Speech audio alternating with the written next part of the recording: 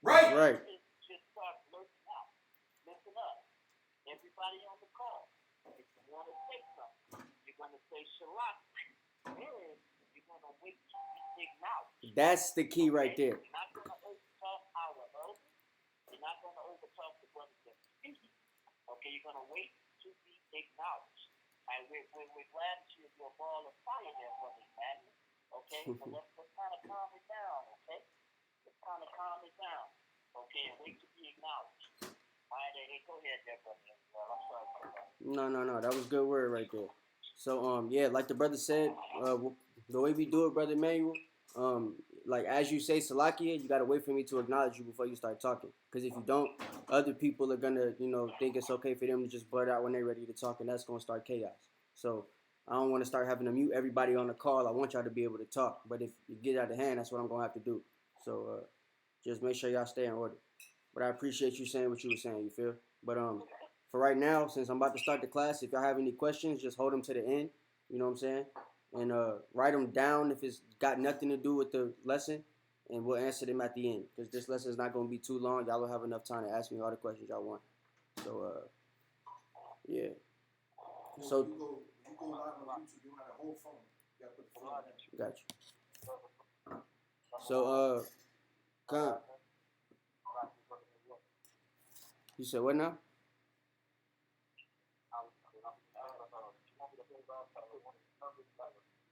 You might have to put headphones in if you can't hear your phone. I don't have no headphones. I can't hear what you said, brother. Call in too. So you get double volume. What'd you say?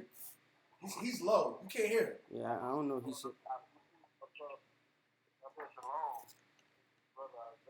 Oh, shalom, right? Yeah, shalom. All right, so we're going to start the class, y'all. So y'all chill out for a minute. The class is going to be called Things Have Been Turned Upside Down, right? As y'all know. First scripture we're going to call is Isaiah chapter 29, verse 16. So if everybody go ahead and turn there. And y'all might want to turn to the YouTube, too, if you got access to it, because I'm going to be trying to show y'all some pictures. Yeah.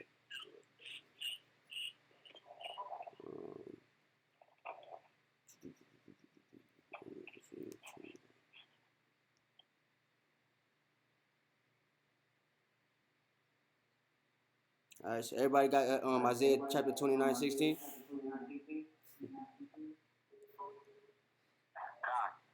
All right, come. So this is Isaiah chapter 29, 16. It says, surely your turning of things upside down shall be esteemed as the potter's clay. So y'all have to understand that the Most High has things being turned upside down right now. That's the reason why we're in the situations that we're in.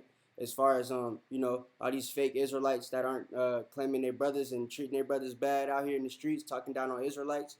As far as the white man stealing our identity, you know what I'm saying? As far as everybody looking at the righteousness as what's evil in the world right now.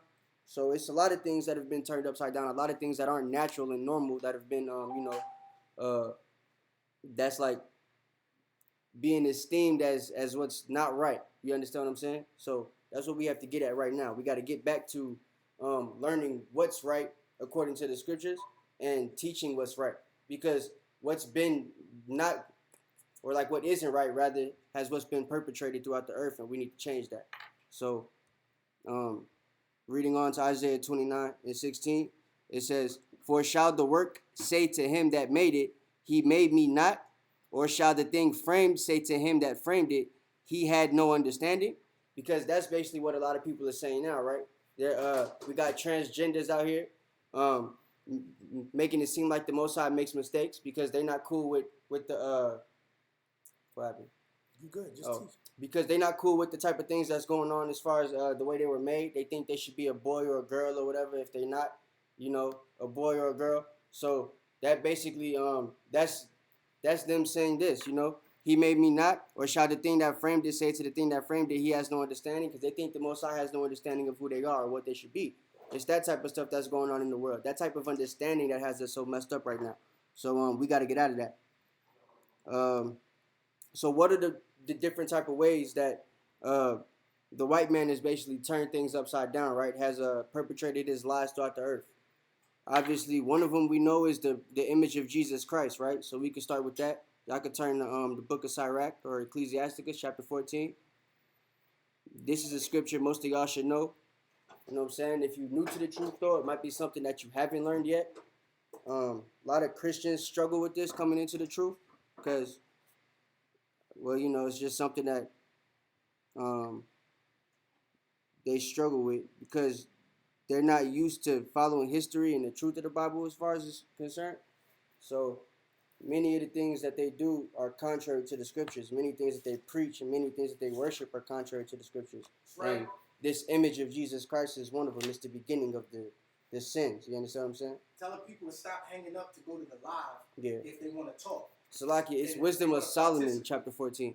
And yeah, stop hanging up, like the brother said. If you want to get into the y'all can stay on the call and save your questions, or you could put your questions in the chat, but I'm not going to be looking at them. I'm here by myself right now, so I'm not going to be looking at the questions until after I finish the lesson. So if you want to ask questions, you got to be on the call. Right. If you want to ask questions, you got to be on the call. So Wisdom of Solomon, chapter 14, verse 15. Everybody turn there. It says, "For a father afflicted with untimely mourning, when he hath made an image of his child soon taken away, now honored him as a god." So we know that Cesare Borgia, right, the son of Pope Rodrigo Borgia, Alexander IV, the second Pope Pius, whatever you want to call him, right? This is his son's image that was put up as Jesus Christ, right? It says, they now honored him as a god, which was then a dead man, because we know that he was, I think, born 1475. He died around 1507 or something like that. So he died at pretty early, like at a pretty early age or whatever. Yeah, he had syphilis, right? So, yeah, I mean, he was a dead man being worshipped as a god, basically like he is now. All these different images are being put up. The white man will tell you, well, Jesus is he's an Asian in some countries, he's an African in some countries, he's white in most countries, you know, da da da da. But the fact of the matter is, nobody was making these different images of Christ until the white man started to do it. So there wasn't no Asian Jesus Christ that looked like Jackie Chan until the white man's Cesare Borgia was like an image, right? And it was perpetrated through the whole earth. So, and for the most part, Asians worship the white Jesus anyway if they're Christian. You understand what I'm saying? So, I've actually myself never even seen an image of Asian Jesus before. So, yeah. Brother, did you not hear what I said earlier? All right. So, I guess we're going to have to do it like this. Don't call me brother. I'm a black ass. All right. Well, Cracker. All right. No, don't kick him out. Don't kick him out. Don't call me brother. All right. So, yeah, brother, I don't look the way that we do things, again, dude, brother, whatever you want to call yourself, boy, we stay in order. So, you have to wait for me to finish what I'm doing. Wait for me to finish what I'm saying before you get acknowledged. You understand what I'm saying? Or you won't be acknowledged. So that's like you in timeout right now. So like I was saying, yeah, so Cesare Borgia, right? You can look him up. If anybody has a problem believing the things that we're saying, don't take what I'm saying with a grain of salt. You know what I'm saying? Well, take it with a grain of salt and then go look it up. Like you could be in front of a computer right now looking at things up as I'm saying it. Right? We're on YouTube Live. You can rewind the thing and hear what I said, rewind it, try to look the stuff up. You'll realize it's true because I'm not lying to nothing. I'm going to actually show y'all pictures. So, but yeah, Cesare Borgia, right, was the son, the second son of Pope Rodrigo Borgia, Alexander IV, second Pope Pius. And he slept with his sister, Lucrezia. He killed his brother Giovanni to become head of the army because his dad wanted him to become a cardinal and a pope, which, you know, those people aren't allowed to have sex unless it's with little boys. So Cesare didn't want that lifestyle for himself. So what he did was he killed his brother, became the general of the army, and that's basically how he ended up getting the bad name for himself, his bad rep, right? Because he used his power as a general to basically underhand a lot of the stuff that he got. So, and that includes his sister, because he slept with his sister. His sister was given to I think a Spanish royal, and I think that the child that everybody thought belonged to her husband was actually her brother's kid. So, Yeah, it said that, and this is the man that y'all worship as Jesus Christ, the image of Jesus Christ that y'all worship, right, as Christians. It says, and they delivered to those that were under him ceremonies and sacrifices. Thus, in the process of time, an ungodly custom grown strong was kept as a law. So now this ungodly custom of like worshiping idols, right, has been kept as a law throughout the Christian church. Because no matter what church you go to, whether they claim to believe in Jesus or not, whether they claim to believe in the white Messiah or not, they have an image of him that they believe in. When you show them that picture of the white boy Cesare Borgia, you ask them who's that, they're gonna say Jesus Christ. So that's just what it is. You know what I'm saying? It says, whom men could not Salakia. It says, thus in the process of time an ungodly custom was growing strong, and graven images were worshipped by the commandments of kings. So the main king who puts up this image, you know what I'm saying, or perpetrates this image through the earth is the Pope, right? He's considered the king of the earth, basically. He's the according to the white man, he's the messenger between man and God, right? So that's more pride from the white man there, right? Exactly. But it says, whom men could not honor in presence, but because they dwelt far off, they took the counterfeit of his visage from far and made an express image of a king whom they honored, right? So that's a cut to the Africans, that's a cut to the Asians, anybody else throughout the four corners of the earth that worships this image and believes it to be Jesus Christ when the Bible clearly tells us different.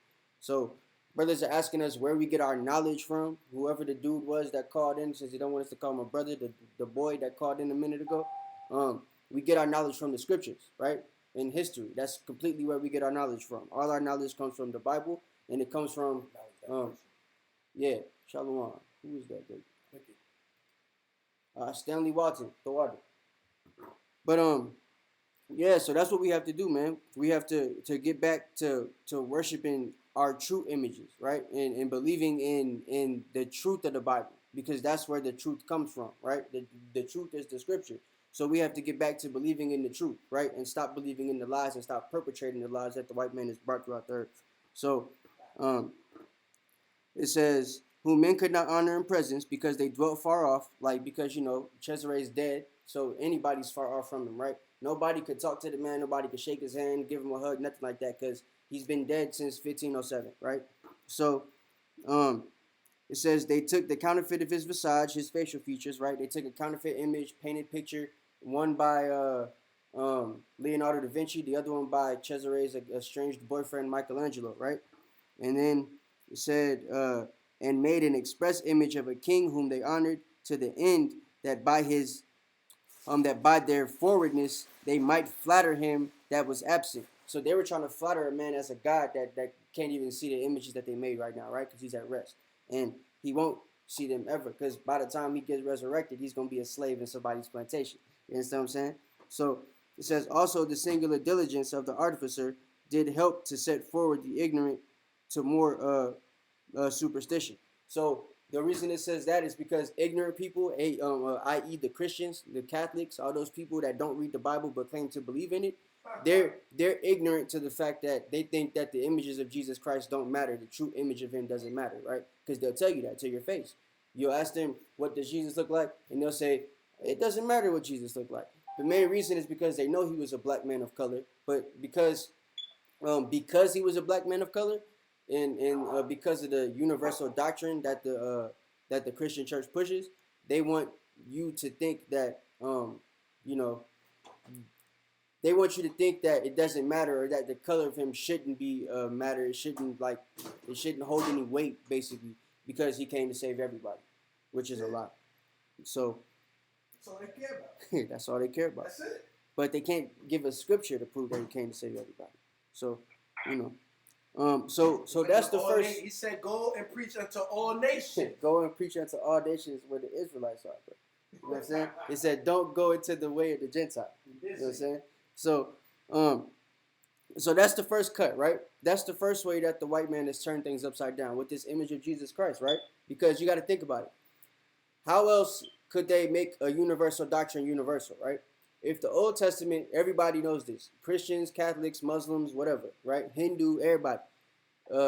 They all know that the Old Testament is solely for the Israelites. It's not including anybody else, right? We know that. So if they could somehow interject that a white person is included in the Bible, right? If they could make you think that Paul is a white man, maybe, you know what I'm saying, and that all the people that he was going to chase were straight up Gentile Greek people, you know, hairy chest, white boys, you know what I'm saying, rednecks, that type of stuff. Those type of Greeks, not the black ones, you know what I'm saying? But if these people were being saved in the New Testament, then everybody is included to be saved. Everybody is like it's inclusive for everybody. Anybody and everybody could be included in this doctrine if the white man gets saved, right? Because the white man isn't included anywhere in the Old Testament. They know based off the book of Job who the white man is, right? Charles Darwin knew that. That's where he got the word Caucasian from. Charles Darwin was a Christian. He read the Bible before. You know what I'm saying? And regardless of popular belief, Christians back then were a lot more honest than they are now because they knew that we didn't have any understanding of the Bible. We, meaning black, Hispanics, and Native Americans, the 12 tribes of Israel, and the people descended from us scattered abroad. For you, 12 tribe chart haters. They can tell the truth. You feel? Everybody gonna know. That's right. So nobody knew. They could tell you the truth, right? And basically, they could put all the knowledge out there and tell it to their congregations. So their congregation knows, okay, we're the Edomites, we're the cavemen, we're the Caucasians. The real Israelites are black people. They're who we have in captivity right now. Like, why do y'all think Hitler knew this stuff? You know what I'm saying?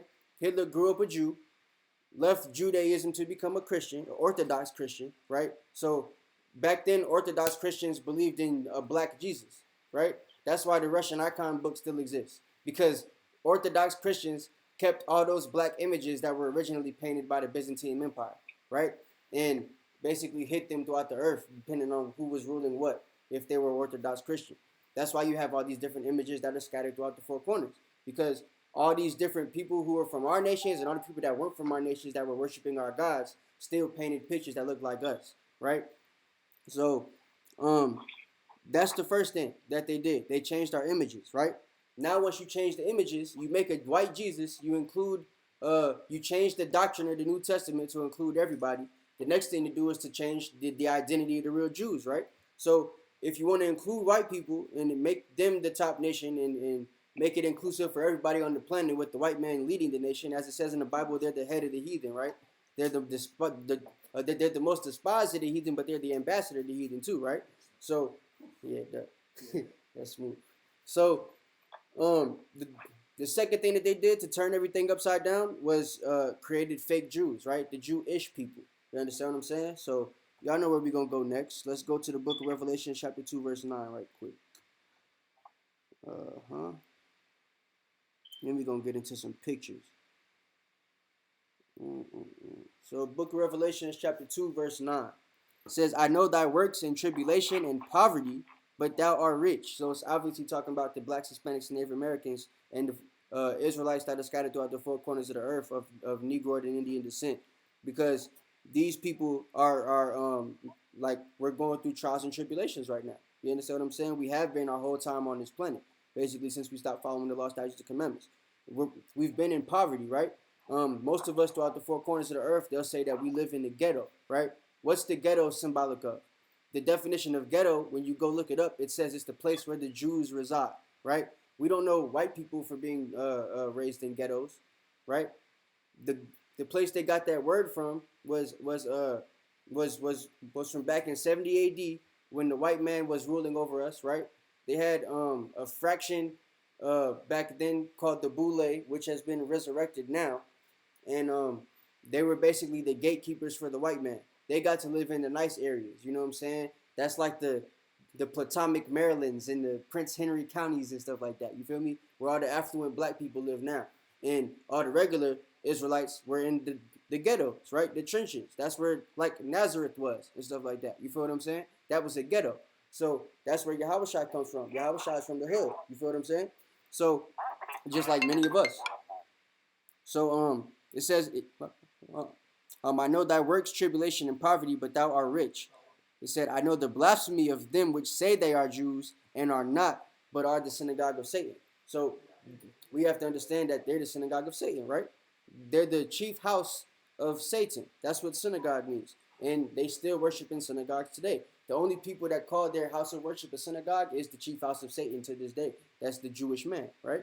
So it says, fear none of those things which thou shalt suffer, because the devil has cast some of you into prisons, right?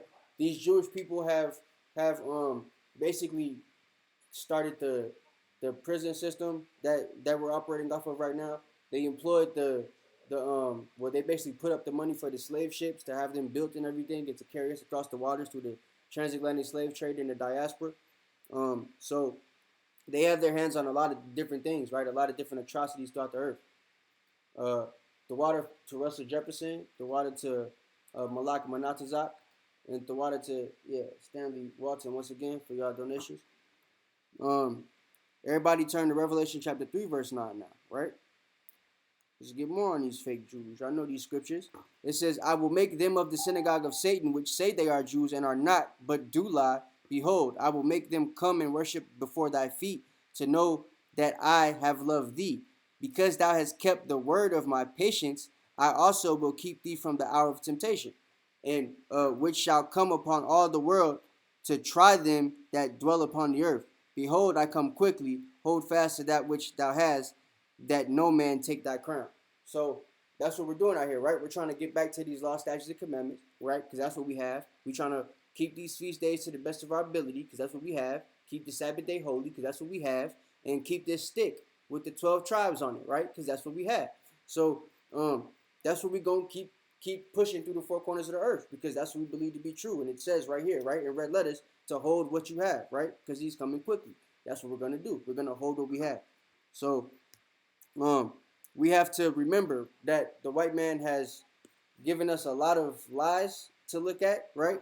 And because of this, it's made things difficult for our people to accept, because a lot of the things that we tell them, they've never heard before. And if it ain't coming from the white man in most black people, Hispanic, or Native Americans' minds, it ain't true, right? So let's turn to the book of 1 Maccabees chapter 3, verse 48. 1 Maccabees 3 and 48.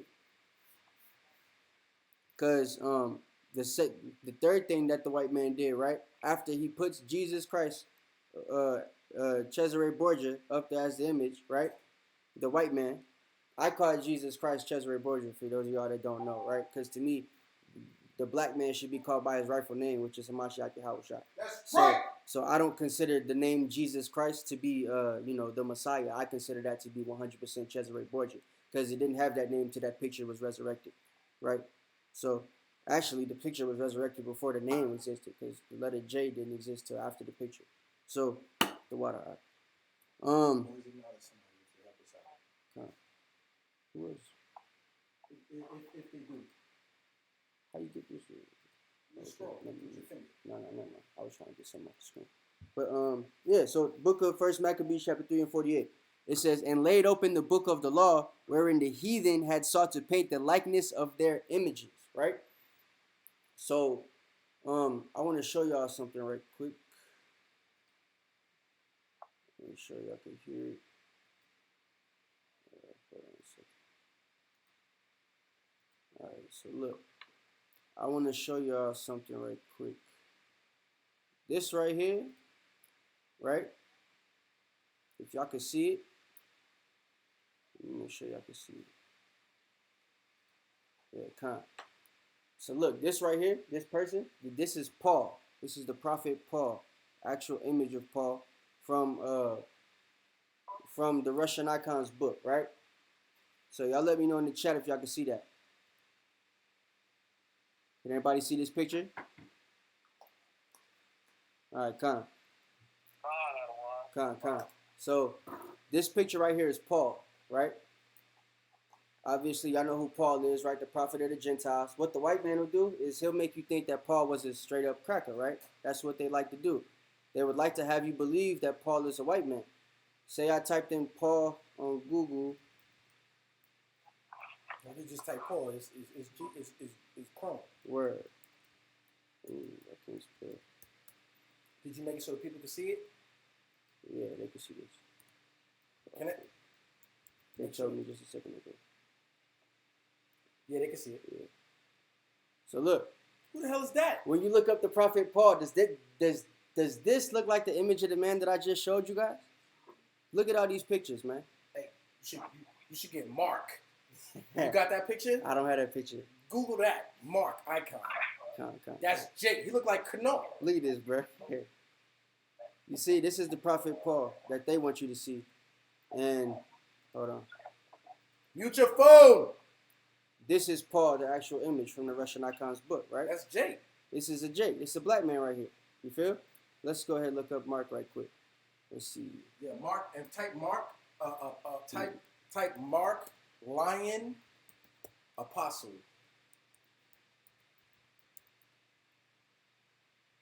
Nah, you gotta take the I out. It's apostle, no I. I'm tripping. It's okay. There it is. Nah. Scroll up. No. Scroll down. It's on my desktop. If it don't pop up here, I got it on my desktop. I saved that picture. Hey, this is something much I got to realize about Google, right? Scroll up and put icon. Because they're going to hide that. Yeah. Google has algorithms. There's certain things you have to type in order to get it.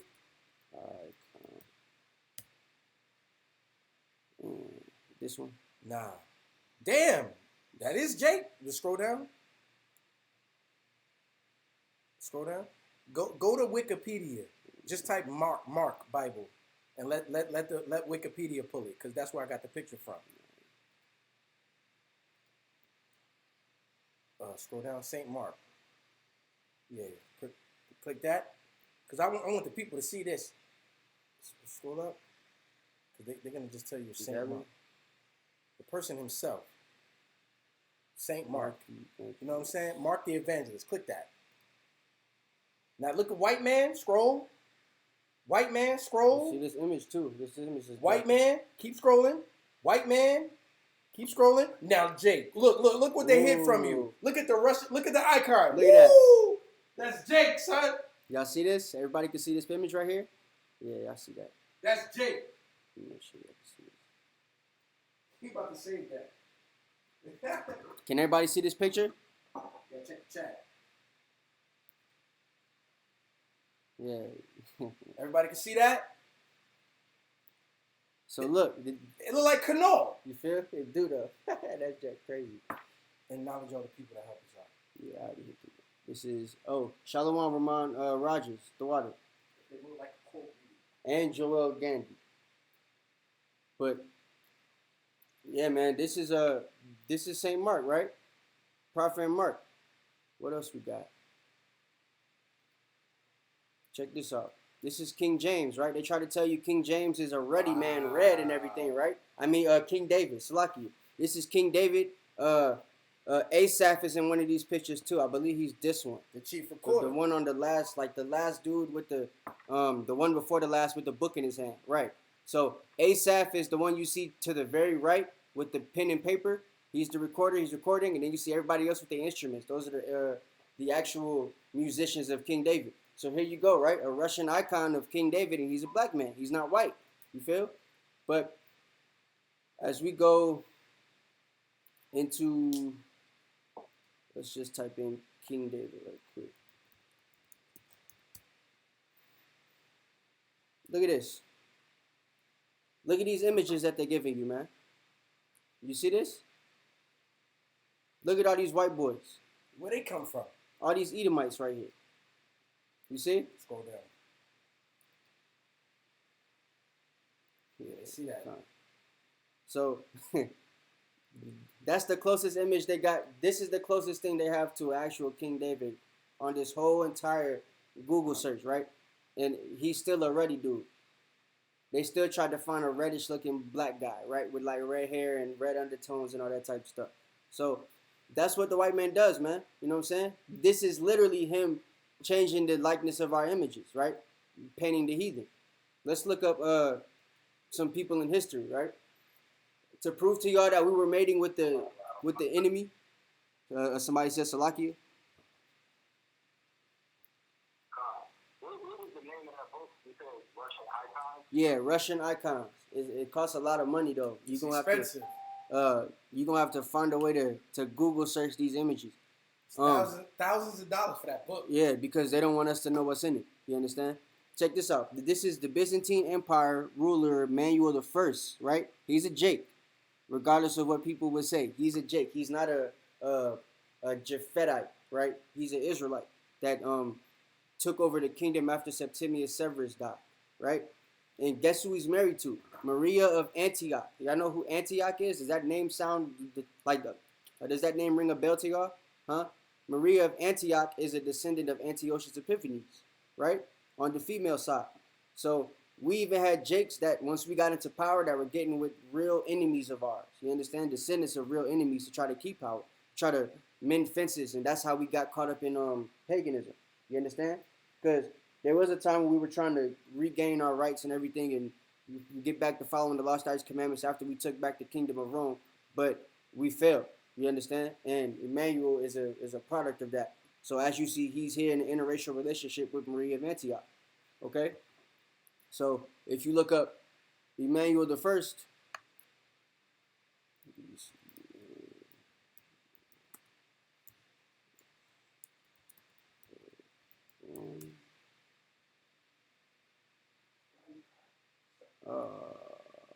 they playing games. They trying not to give me no images. What you looking for? Presenting. There you go. I spelled that wrong. It's all right. Click right there. Show results for it. All right, look. So these images, because he's a Byzantine ruler, they know that you can look him up. He's not even going to come up as a white guy. That's why I wanted to show you this. But they still tried to repaint the image at some point. You see how they did that? This is the exact painting of him that's he's been painted as a white man. You understand? Look at this. Look how fresh this image looks. And look at this one. You understand? So that's literally them taking the likeness of our images and repainting it. And you could tell that one's a really, really old painting, you could, like based on the writing, and then one's very new. You feel? So that's something that people have to take into account. Let's do one more. Let's look at King Louie, right? King Louis XIV of France. He's a black man. You see this?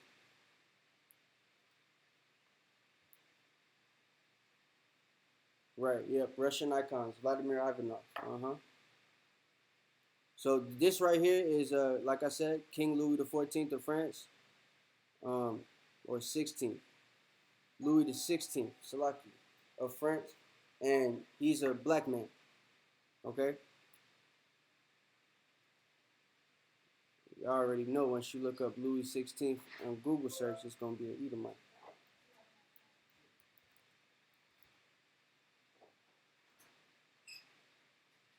There he is. Y'all see that? Look at how they trying to make the brother look now.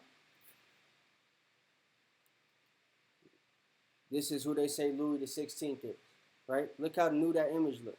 Look how fresh that is compared to this.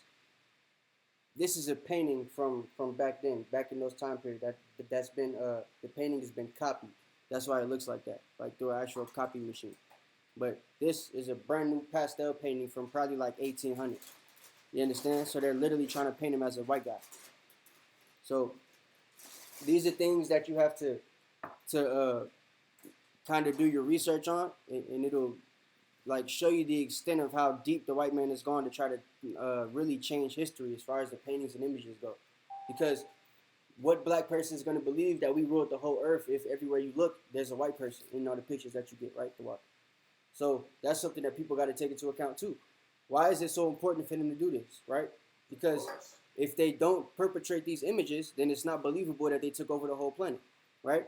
And then with Alexander the Great reigning and taking over as much of the land that he took over, they've been able to like implant their seed throughout the whole earth, basically. So we got people from the nation of Japhet that damn near look white now. We got people from the nation of Ishmael that damn near look white now. So Jakes that damn near look white now, all because of the white man. So these are things that we have to take into account.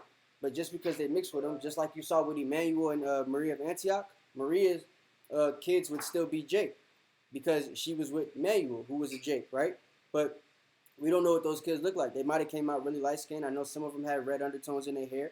So if those people were to get with white folks, they're still like their kids would look like Edomites at that point, but they would still be Jake, right? Then you got a nation of Blake Griffins.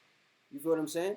So that's a cut for you, like black only brothers. Shalom, Mark. Yeah, but Shalom. Shalom, Israel. Yeah, Shalom. Brother Malachi just popped up on the scene. So that's something that you have to take into account too, though, right? Because with Marie of Antioch and Emmanuel, right? These two had children. They had children that went on to do great things in the nation of Rome, right? But their kids didn't continue to look like this. They became to look more like this as time went on because they kept mating with white people. You understand what I'm saying? But until a white man took over the seed, Emmanuel's kids, no matter how light skinned they got, were still Jake. So that's what we try to tell you guys about the Northern Kingdom, right? Though a lot of the Hispanics and Native Americans damn near look white now, the ones that have actual Jake ancestors, we can't deny them. You understand? So that's why we made that 12 tribes chart, and we say Mexicans, Natives, Incas, Aztecs, all these people are Israelites because we don't have spiritual power right now to be able to look at you and say your daddy's an Edomite, your daddy's an Israelite. So we're accepting the ones whose spirit bears witness. That's something that you have to take into account too, right? Your spirit, well, from my experience anyway, I haven't met nobody that just isn't an Israelite that could keep the commandments or even wants to. You understand what I'm saying? Or thinks that they're Israelite, or even thinks to want to go to a feast day, or thinks to want to celebrate a new moon, or thinks to want to go back to their heritage. So that's their spirit bearing witness of the past, right? So if you're a Mexican and your spirit bears witness, who am I to tell you that you're not Jake? You feel? If you want to keep the law, statutes, and commandments, who am I to tell you that you're not Jake? So that's why we do what we do, right? That's why we represent the people that we represent and call the 12 tribes who we call them, because it's not just that in their spirit bearing witness, but it's history too. There was actual explorers that came and spoke to these people, right? Who and they were told that they're from the 12 tribes of Israel. Certain people told them they were Aztecs who were from the tribe of Issachar. Certain people said they were Cubans who were from the tribe of Manasseh. You know what I'm saying? Certain people said they were Indians who were from the tribe of Gad. So that's how they knew exactly which tribes were what. That's why the Mormons know which tribe is what, because they got here first. The Mormons were some of the first white explorers on this side of the earth. And ironically, they know that the 10 tribes are here, and their doctrine involves them thinking that they're the 10 tribes of Israel, right? That's because they know who the people are on this side of the earth. That's right. But our people, the black-only Israelites, can't figure it out. It's crazy to me, man. It baffles me. But this last image right here, this is Septimius Severus, right? This is the man who we owe the Dark Ages to, because he basically is the one who took over Rome, right, in 193 AD.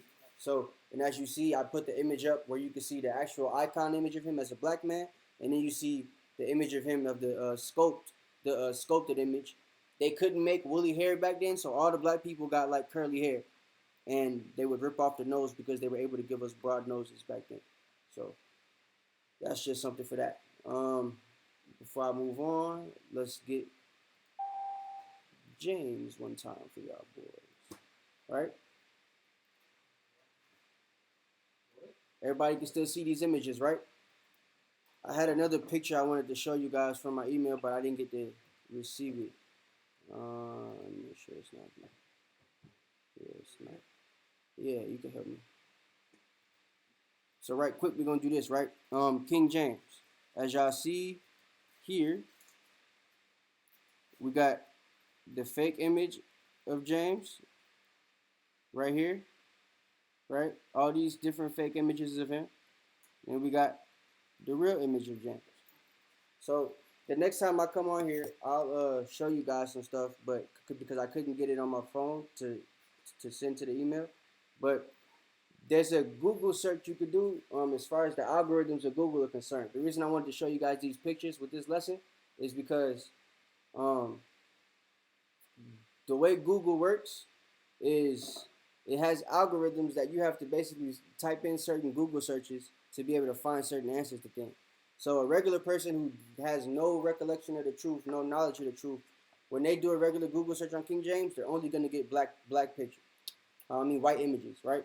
The reason this popped up like this is because Joel has looked up Black King James before. So Google already is algorithmed to make the truth pop up on his computer, so to speak. But on a regular brother's computer, it's not going to work like that. So you would have to do certain Google searches to make Google show you the truth. So that's something that you have to take into account. That's the reason I want to show you this. There's an image I have on my phone. I took like I did I did an experiment, right? Where I was able to make a Google search. I was able to make a Google search, and basically after the Google search, I cleared my cache. So I made another Google search. I typed in King James. They gave me white pictures. I typed in King James black. They gave me black pictures. Then I cleared my cache. I typed in King James. And then they gave me a white picture and a black picture under that on the same Google search. So, in fact, let me show you that real quick on my phone. I'll have to do it like this. So, that's significant because it basically proves to you the way Google works.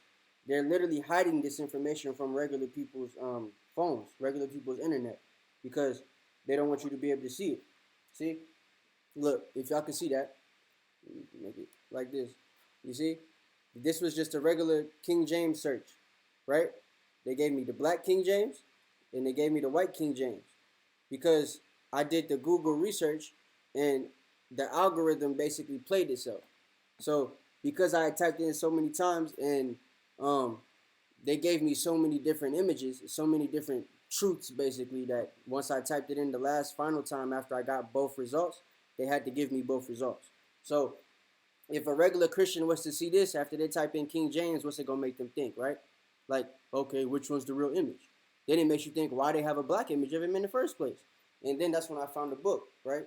So those are things I wanted y'all to take into account. See, that's the regular King James black. I got that. They gave me the black image. I typed in regular King James. They gave me the white image. And once I did both of them, I got both of them. You feel? And it just says King James. So that's something you got to take into account. You know what I'm saying? His whole family is like Google searched whitewashed. You know what I'm saying? Iconoclast. This is the family tree of King James right here. You feel? But as you go through, this is a coin of his daughter, who you can see is a black woman. Why you email them pictures to the tab? I couldn't do it on the phone. Just save the picture. No, I mean like I couldn't do it while I'm on the cloud. I got Sprint.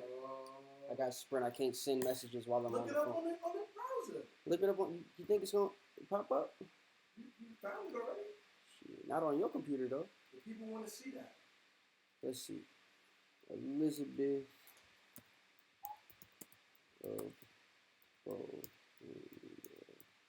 Excuse my spelling, ladies and gentlemen. Make sure you turn that eye on. Damn. Oh yeah. Let me do that. I ain't gonna try to see the bad spelling yet. Alright, look.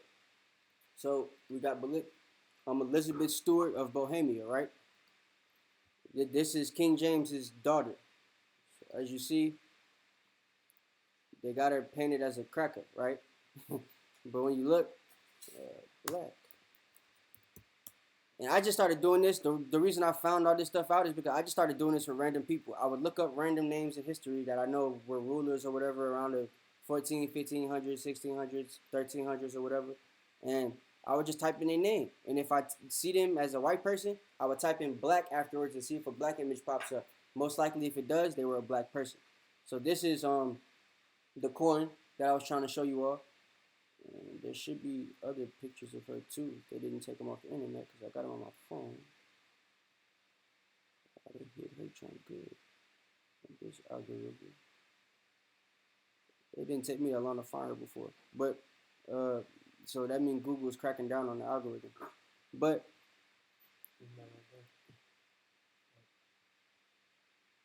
I don't think that's her. Yeah, this is a white German. I mean, this is a German lady. Etching Western Counselor Holler. She's a Bohemian too, but I wanted to show you how King James got it. So yeah, I have another image of her too though, like an actual image that's not a coin that proves that she's a black woman too. But as you see though, this is clearly Jake. Let's see, King James, King Charles.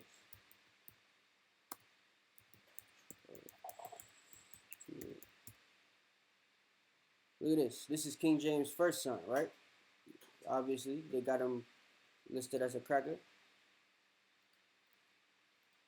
James had a son called Black Boy. Yeah, I'm gonna pull him up next. His little brother. All right, so look, this is James, Charles James, the one that y'all just saw as a white man. But that's his real image right here, right?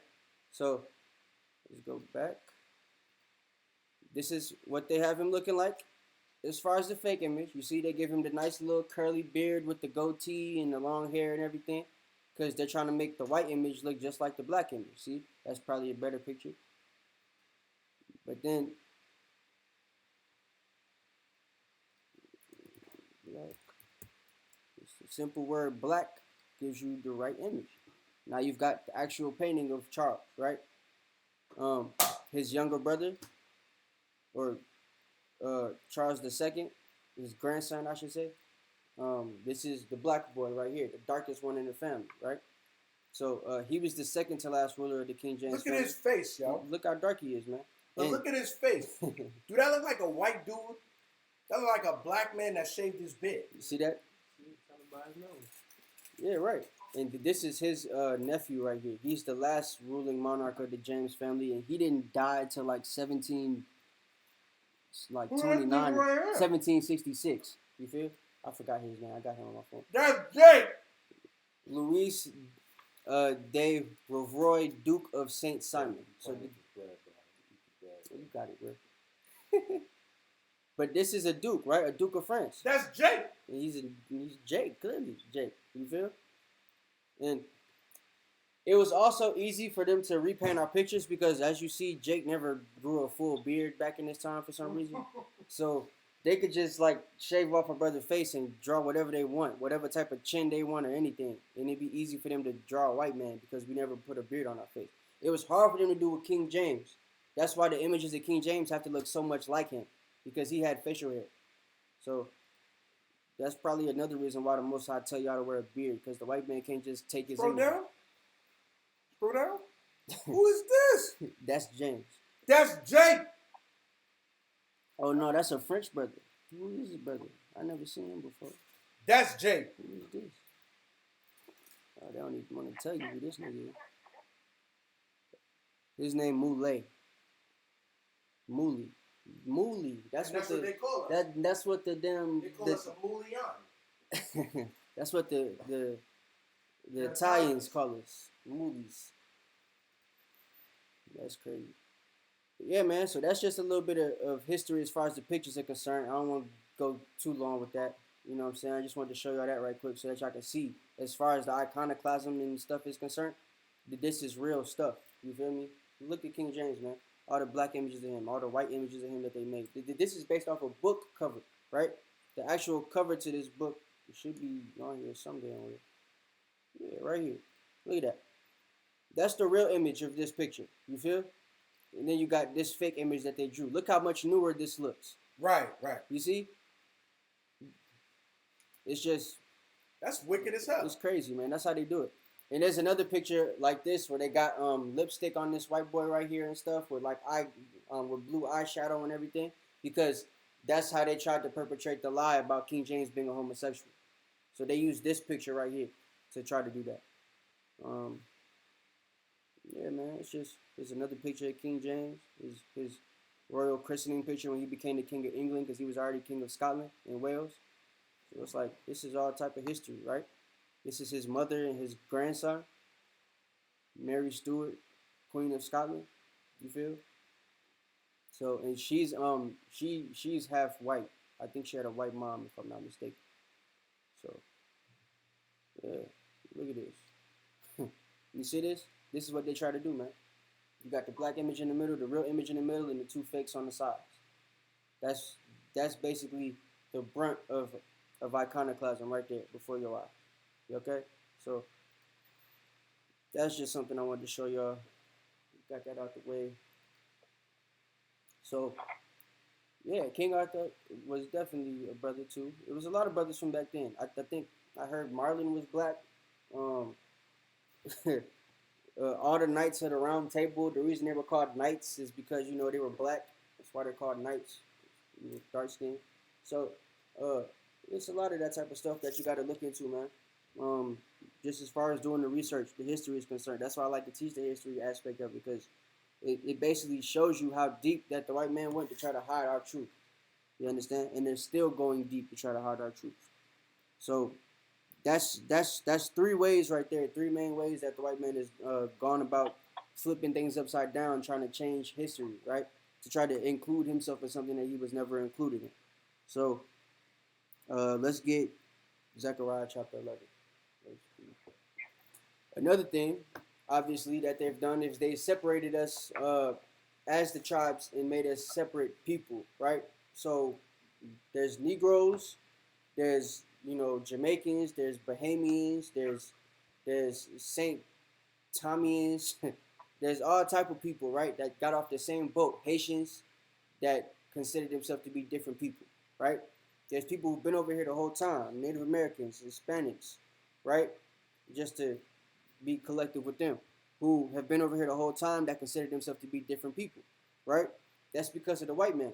He put these different names on us, these different titles on us to literally separate us so that the type of things that are happening now in Israel would be happening, right? There's all this division as far as camps and things like that because of the people that we're including into the 12 tribes. Like I said about the spirit bearing witness, brothers don't care about that no more. So that's a problem. It's detrimental. And the reason why is because that's what the white man wants. That's what the white man's been basically perpetrating, right? And it started with us not following the law, statutes, commandments, and the Most High breaking the stick between Israel and Judah. But right now what we're trying to do is bring the stick back together. We're trying to mend the stick, put some super glue on it, right? Some damn Gorilla Glue on the thing so that we can work into the end and make it endure until Yahweh Shai come back. But some of y'all brothers are trying to keep half the stick off the stick, right? Y'all are basically trying to keep half the stick cut off and do everything with just half the damn stick. It don't work like that, man. So, you got that? Go ahead, read that. Zechariah chapter 11, start at verse 3. This is the book of Zechariah, chapter 11 and verse 3. Mm-hmm. There is a voice of the howling of the shepherds, for their glory is spoiled. Right. A voice of the roaring of young lions. That's the voice of the roaring of young lions, right? That's the voice of the Most High. That's the voice of us, because we the symbol of lions is lions. They're symbolic to the 12 tribes of Israel, mainly Judah, right? But that's the symbol that the Most High has basically granted us with a lion. Go ahead. For the pride of Jordan is spoiled.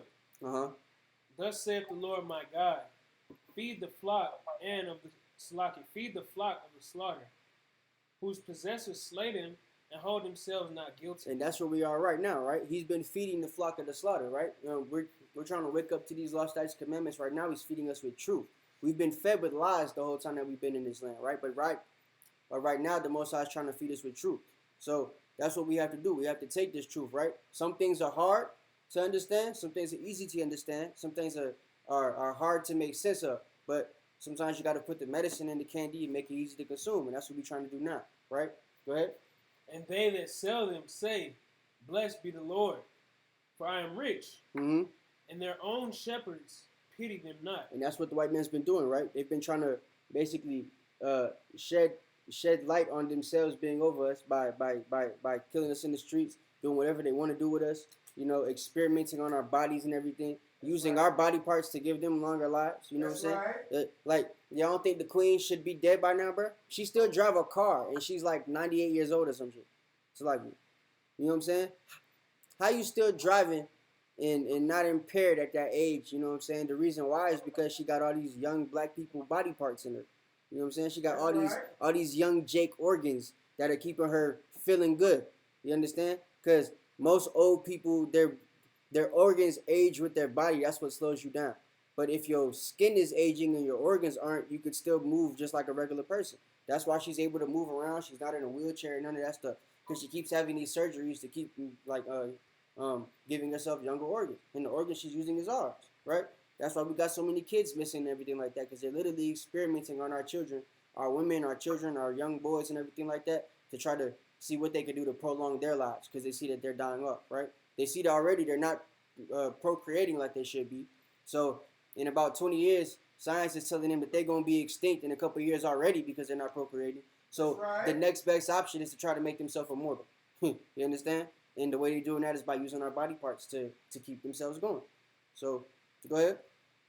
For I will no more pity the inhabitants of the land. Yes, but the Most High says He's no more going to pity the inhabitants of the land, right? That includes us, because we're giving all a chance to wake up to these law, statutes, and commandments. All these dumb jakes that keep coming out here to scoff, we're giving all a chance to wake up to this truth, man. The Most High is giving all a chance to wake up to this truth, and y'all are choosing to ignore it. So soon He's going to not take pity on you guys. Soon Jacob's trouble going to start, and y'all going to know how much trouble y'all are in. You understand? Go ahead. Saith the Lord. But lo, I will deliver the men, every one, into his neighbor's hand. Yeah, He said He's going to deliver the men, every one, into their neighbor's hand, man, right? You know what I'm saying? And this is your literal neighbor and your physical neighbor, right? Your spiritual neighbor and your physical neighbor. Go ahead. And into the hand of his king. Uh-huh. And they shall smite the land. Yep. And out of their hand I will not deliver them. That's right. Yep. The brother just put Kanika Jenkins, right? Kanika Jenkins was somebody that they used for organs. That's why y'all found her in the fridge. Yeah. She wasn't supposed to be found that night. She was supposed to be stored there until they was able to pick her up, put her in a truck. Yeah. You understand what I'm saying? That's how they do it. So, I'm going to go ahead. And I will feed the flock of slaughter, even you, O poor of the flock. Right. And I took unto me two staves. Right. So the Most High took two staffs, right? Go ahead. The one I called beauty, and the other I called bands. Right. And fed the flock. Uh-huh. So He fed the flock, right? Go ahead. 3 shepherds also. Yeah, come. 3 shepherds also I cut off in 1 month. Yep. And my soul loathed them, and their soul also abhorred me. Then said I will not feed you. That dieth, let it die. Verse 9. All right, good. That dieth, let it die. Mm-hmm. And that is cut off, let it be cut off. Right, man. So the Most High at this point is just like, you know what I'm saying? Those of y'all that don't want to follow the law, statutes, commandments, those of you that don't want to come into this truth, right? Those of y'all that want to, basically ignore all the facts that we're showing y'all right now, all the facts that are coming out of the Bible with the new knowledge that we have of the truth that's been coming out. If y'all want to keep ignoring it, then, you know, He's just going to let y'all do what y'all do and get what y'all get at the end of the day, right? Go ahead. And let the rest eat, every one, the flesh of another. Right? And He's just going to let y'all eat the flesh of another. He's going to let it turn into the purge out here because y'all don't want to come back to the law, statutes, commandments, and your heritage, right? Your actual culture that the Most High gave you. Go ahead. And I took my staff, even beauty, and cut it asunder, that I might break my covenant which I had made with all the people. Is Jason Kid Jake? Yeah. Okay. All right. Yeah. But read that again. Verse 10. And I took my staff, even beauty, and cut it asunder, that I might break my covenant which I had made with all the people. And that's what the Most High did, man. He broke the covenant that He made with us, right? And right now, He has us separated. But we're trying to bring ourselves back together. We're trying to mend that stick, mend that staff, right? Like I said, put some super glue on it because it ain't going to be completely mended together, right? It's always going to be some distrust and discord till Yahushua come back between Israel and Judah, right? That's why it says, I think, what is that, Isaiah 11, that says Israel shall not vex Judah anymore. Once Yahushua comes back, once He recovers the remnant, that's basically what's going to happen. Right now, you're being vexed. That's why so many jakes that's coming out don't want to accept the northern kingdom because they still kind of had a hatred for them from when they were in the world. You understand? But we're trying to get rid of that right now and bring everybody back together. Go ahead. And it was broken in that day. And so the poor of the flock that waited upon me knew that it was the word of the Lord. You at 11? That was 11 right there. All right, count. Jump to verse 14. So as y'all see, the Most High broke the staff, right? He broke it Himself. He separated us. That's the reason we're in the situation that we're in right now. But we have to get back to trying to gather ourselves together as the nation that's not desired, right? It ain't just black people that's going through these curses. I don't care what nigga out there says it, man. You know what I'm saying? It ain't just black people, so-called Negroes that are going through these curses of the Bible, man. These Hispanics and these Native Americans are going through the same curses that y'all are going through, whether y'all want to accept it, acknowledge, believe it or not. You understand? It's happening. Just because y'all don't believe it, don't make it not true. You understand? When a Mexican from MS-13 gets killed in the streets by a cop, it don't get that much recognition on the television, right? As a black kid who gets killed by the cop. But that don't mean it's not happening. Just as many of them is getting killed as us, right? Just as many of them are in the prison system as us. So how can God deny them and not say that they're not going through the same curses as you? That's part of the breaking of the staff. So the reason y'all are thinking like that is because the Most High separated us, mentally and physically. Go ahead, jump to verse 14. Verse 14. Then I cut asunder my other staff, even bands, right? That I might break the brotherhood between Judah and Israel. And that's what he did, man. He broke the brotherhood between Judah and Israel. So right now what we're trying to do is call the brotherhood back. You understand what I'm saying? And we're not going to stop. I don't care what nobody says. You understand? We have enough proof and enough facts to know who the 12 tribes of Israel are. Like at least on this side of the earth. You understand what I'm saying? Yeah, there could be Gadites in Africa. There could be Ephraimites in Africa. There could be Ephraimites in Germany, Ephraimites in Japan, whatever. You understand what I'm saying? But the scriptures say we're going to be scattered to the four corners of the earth. It could be all 12 tribes in the four corners of the earth for all we know. You understand what I'm saying? But who are you to say that these people who had the Paleo Hebrew, that got tablets showing they were in the Syrian captivity, that were wearing fringes before we got here, nobody else knew what the hell a fringe was, you feel me? And then say that they're not the Israelites. Go ahead. Oh, that's it. Let's go to Isaiah chapter 9, verse 21. Because this is what we have to realize, man. We got to get back to the brotherhood. We got to get back to the unity. Because once Jacob trouble start, we're not going to be as successful as y'all think we're going to be if it's just black people. You know what I'm saying? Successful black people are cool for the most part. Camila Lucky. She said, what about successful black people? The successful black people are the boule. That's your Al Sharptons, your Will Smiths, your Shaqs. You know what I'm saying? Kobe, before he died, was one of them. Frank Skis, your Tom Joyners. All these people, man. Martin Luther King. He was in the boule fraternity before he died. He got the CNN type show. He's black. Don Lemon. Nah, Greasy. He's fat. Oh, yeah. Roland Martin. Yeah, that nigga's He's one of them too. You understand what I'm saying? That's your black elites. That's your coons, the gatekeepers, right? That's what they're called, the gatekeepers. That's the boule. They're the people that basically keep you quiet to make the white man's rule continue. You understand? Like when a black man gets shot in the streets, who do they send, right? They send Reverend Al Sharpton. What does Reverend Al Sharpton do?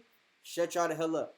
You understand? That's all he's there for. He's there to keep y'all quiet and a lot of investigation to go on and a lot of cop to get off. And make it seem like we did something by starting a protest. That's all Al Sharpton's there for. That's all Jesse Jackson was there before Al Sharpton got the job, right? That's what Martin Luther King was there for before they got the job.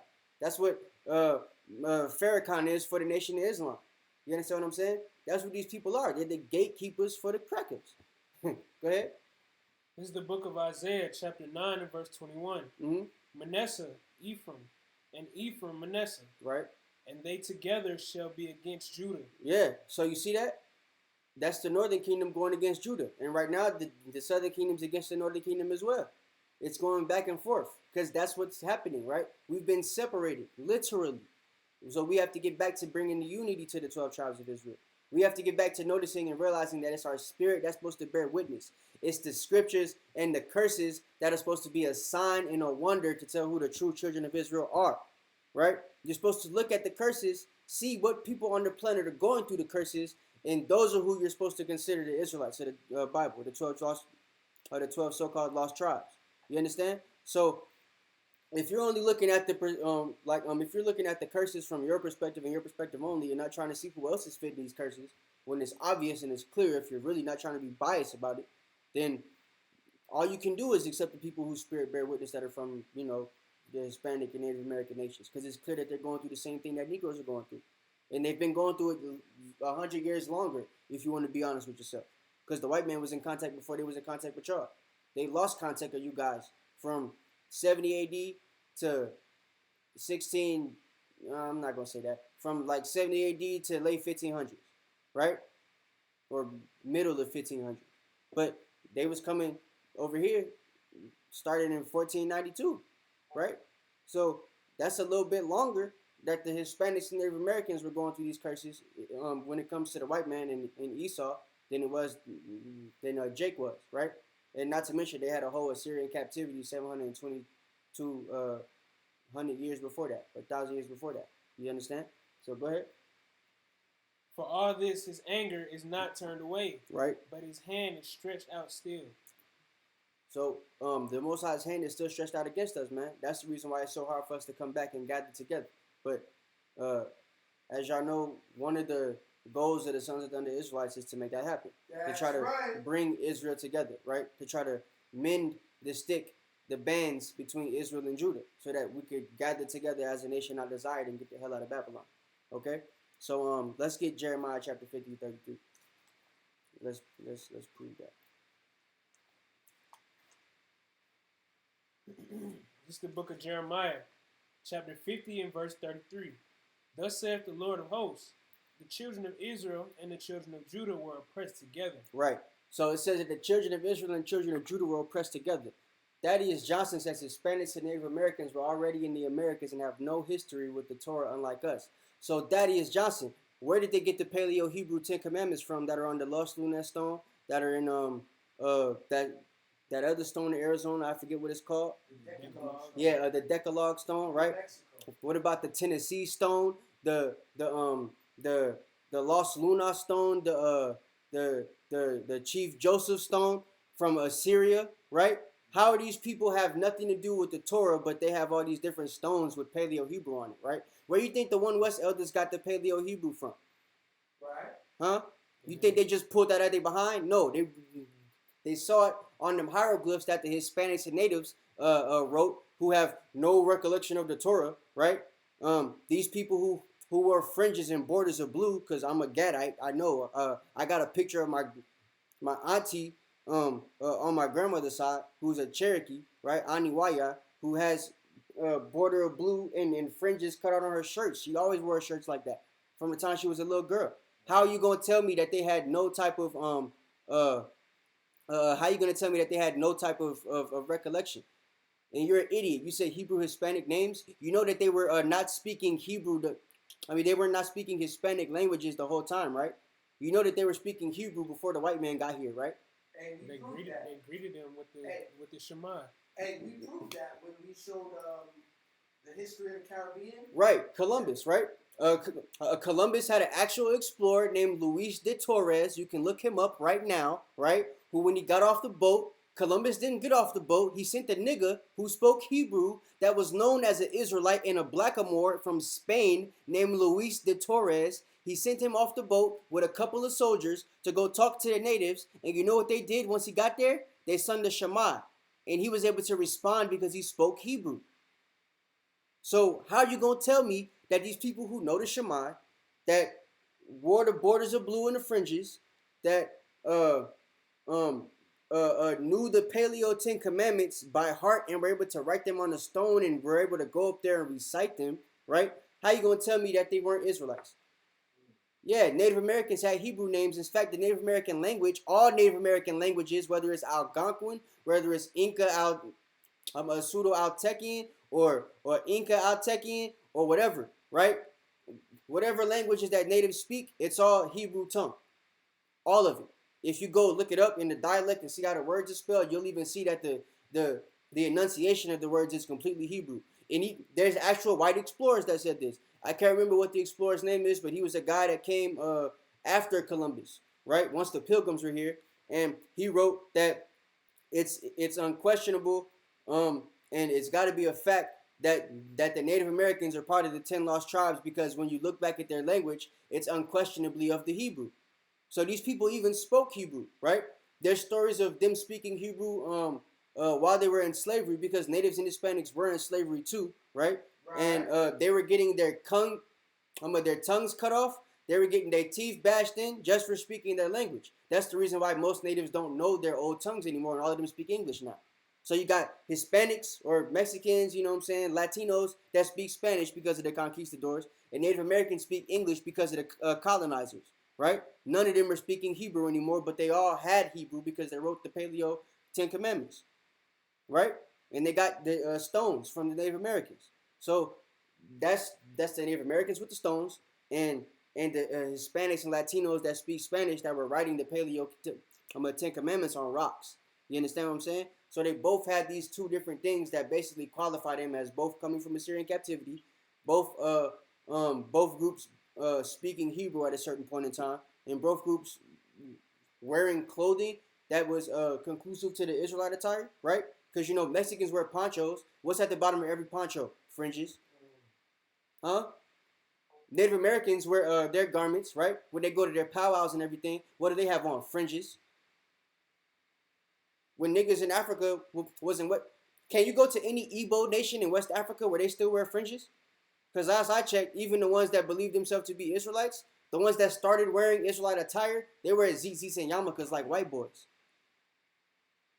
So how do these people that were in the West that had no type of like contact with Jewish people, how are they wearing Israelite garments and stuff like that before the white man gets here? They still wearing it to this day. Yeah, it's for documentary and books. Go look up documentary and books. The Ohio. Go look up the Ohio Decalogue and then go back on. Ohio is new. Yeah. The Decalogue Stone. The Decalogue Stone, and then you can even go back in one of our previous lives where we showing you some of the books and the history of the Caribbean. The history of the Caribbean, right? 1666. Black Indians is another book you can read. It's got a Negro and a real Native American on the cover, right? It is proving to you that they're brothers. That book is about the natives and Negroes being brothers. And if natives are brothers to the Negro, that means the Mexicans are brothers to the Negro because Mexicans and natives are the same damn people, right? I got pictures of my grandfather with a mustache, with his beard cut off, in a what's the hat that the Mexicans wear? The big ass. No, that's the sombrero, right? The water. So my grandfather got a big ass chino beard and a sombrero on, and he looked just like a Mexican. And he's a Comanche Indian. You understand what I'm saying? So that's things you gotta take into account. And guess what? On the census, he's labeled as a Negro. So he grew up a nigga, knows he's an Indian, and can look like a Mexican. How could you not be an Israelite? How are all three not considered Israelites? I didn't say my grandfather was a black Indian. I said if you go look up the book, Thaddeus Johnson, go. You know what? I can show y'all. I forgot I could do this. What's Thaddeus Johnson back? What's his problem? I don't know. He's tripping. Thaddeus Johnson is one of them brothers from. Yeah, let's. We gonna just look up all this stuff. Only. We're gonna look up all this stuff. We're gonna show y'all some stuff tonight. Black Indians book. Bow. Do you see this? Thaddeus. See this book right here? Black Indians, right? It's an actual book you can buy. Tells you the truth of how the Negroes and the Native Americans are the same damn people. You understand? This book right here. And as you can see, that's not a black Indian, brother. That's an actual Native American. My grandfather looks like this. And you see what I look like. So, that's just that. On that. You feel? But, we got this. Look at the Decalogue Stone. Let's look at that right quick. Let's show you Negro only idiots some facts right quick, right? Decalogue. Because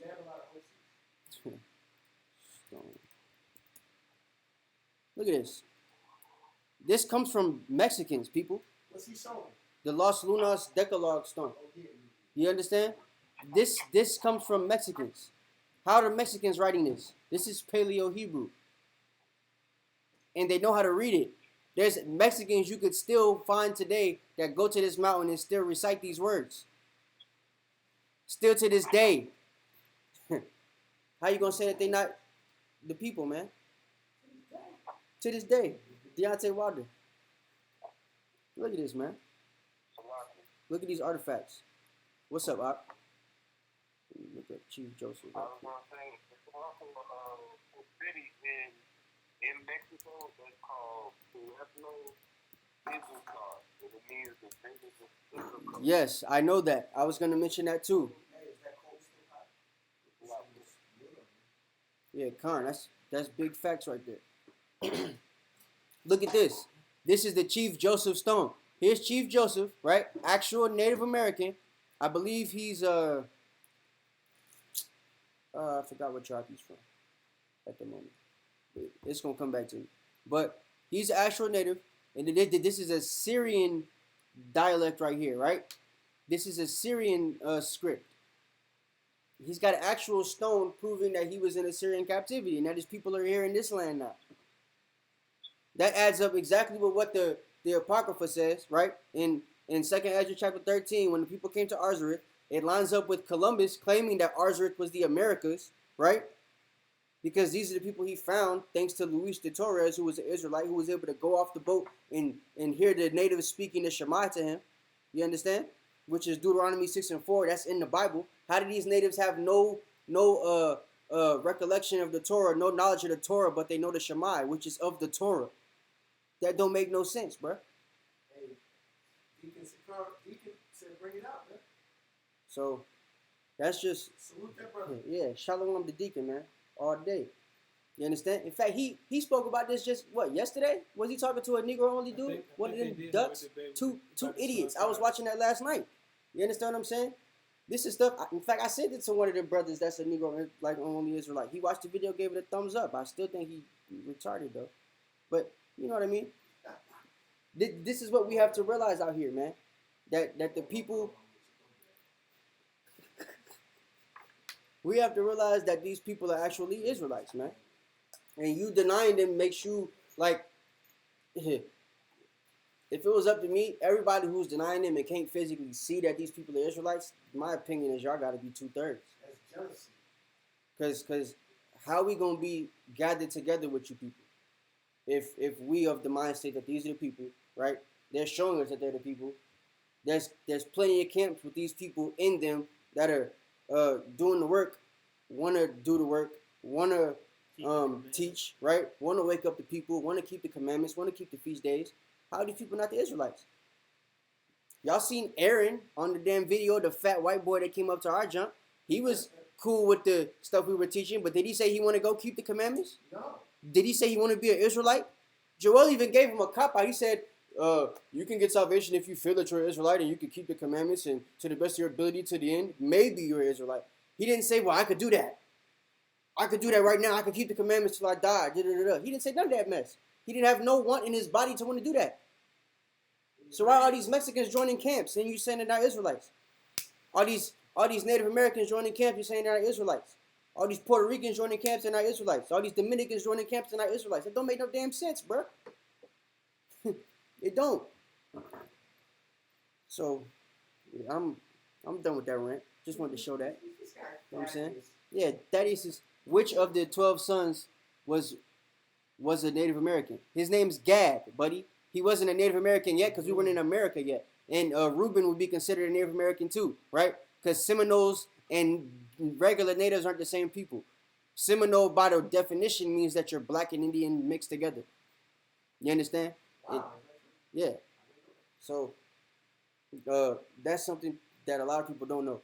But yeah, Seminole Indians naturally are just niggas and Indians that made it together and stayed to themselves. And they were the main pact of Indians that didn't join hands with the white men. They were the last people to be taken down. That's why they don't have that many. There really aren't any actual Seminole tribes in Oklahoma where the civilized tribes live, right? They have a Seminole nation in Oklahoma, but they're crackers. So the real Seminoles were put in slave plantations, anywhere from Florida to like North Carolina. So most of the people that think they're Cherokee, that are black, most likely y'all are Seminole Indian if you're from the southeast. So yeah. That's for you, Thaddeus. Why do they look different from us? Because, all right, look, there was intermixing. Right. He said that, right? That you're not supposed to call any man unclean. That's first thing. So all you black only Israelites are breaking that commandment because you're looking at these light-skinned people who got different type of hair texture than you now, and you're saying that they look different than you. But what's funny is I got a prospect named Yaziel, and there's a soldier from True Nation, right? Because I seen on Deacon Sakari's video yesterday with Captain Taz and everything when they were going against them two idiots. One of the dudes said, he said Judah and Issachar are supposed to have the same mother and father, so why do they look different, right? Now, first things first. I got a prospect named Yaziel who comes to camp. He's been on videos before. Y'all seen him. Short brother, got glasses and everything. Kind of bald, right? It's a brother from a camp in California named True Nation who's a Mexican. Short brother, bald head, right? These two look like twins. If I had a picture of Yaziel and his brother from True Nation, they look just alike. One's just light-skinned, and he's known as a Mexican, right? And there's other pictures. There's plenty of other pictures you could pop up. There's a meme where I think the top of it is Negroes, the bottom of it is Mexicans and Native Americans, and you can see how much they look alike. Because a lot of these people got the same mother and father, like going back to biblical time. You could tell we're the same people if y'all really look. You understand what I'm saying? But a lot of y'all are trying not to look. That's the problem. But to answer your question, Thaddeus, the reason they look different is because there was intermixing with the white man, right? I showed y'all Manuel in Antioch, right? Let me put him up one more time. I showed y'all these people. Look at this. Y'all see these two folks right here, right? Emmanuel in Antioch, Marie of Antioch. This is Jake from the Byzantine Empire who came up after Septimius Severus. And this is Antiochus Epiphanes' like third granddaughter or something like that. Great-granddaughter or great-great-great-granddaughter. One or the other. But we mixed with them. They had a kid that looked something like Blake Griffin. That kid got with a white woman. The kid looks white now, right? And went on through history till they got white kids. So, but as long as that gene continues, like say Emmanuel and Antioch kids kept having boys. Those boys, for as long as they live, no matter how light skinned they get, as long as they don't, like, the seed doesn't change hands, meaning a girl is born and she gets with a white man or something like that, or a man from another nation, as long as Marie and Antioch keep having male grandchildren, those males, children, are always going to be Israelites because the Bible is based on the seed of the father. So if all of Maria and Manuel's kids were boys and they all got with white women and all their kids look like damn Anderson Cooper right now, they're still Israelites because that seed stayed throughout the lifetime of their generations and it like came from Manuel, who was an Israelite.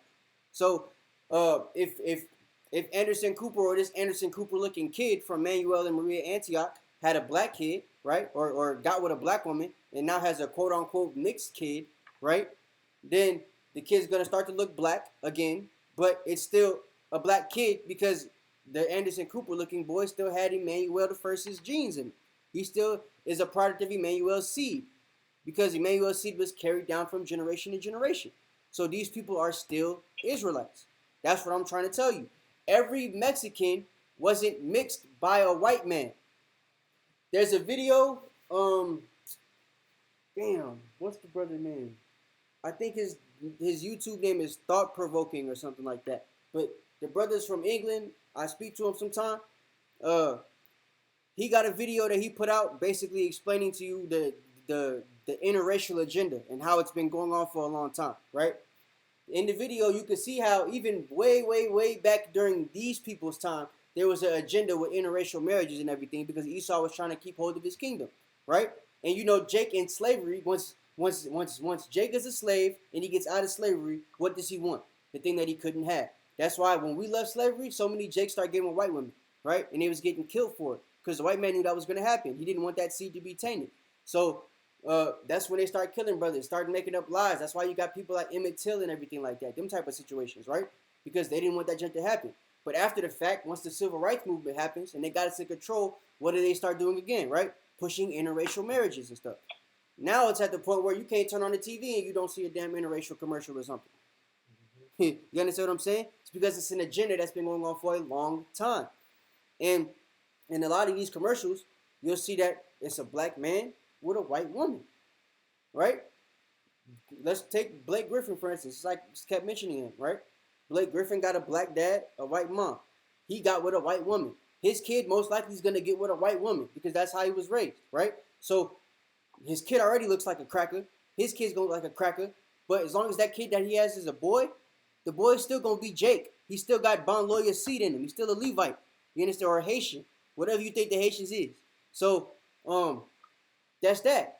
The kid's still gonna be Jake, no matter how light he get. If he start to look like Maria of Antioch in his 4th generation, and as long as it was a boy that came from Blake Griffin, the kid still got his daddy's seed in him, so he's Jake. So it don't matter what that kid looks like. That's why the Most High in Yahushua said that you cannot judge by appearance, right? That's unrighteous judgment. That's why it says you can't call another man unclean, because there's interracial agendas that have been going on since the time of the Romans and Greeks. They've been making us mix with them and intermingle with them for a long time. And contrary to popular belief, it wasn't always white men mixing with our women.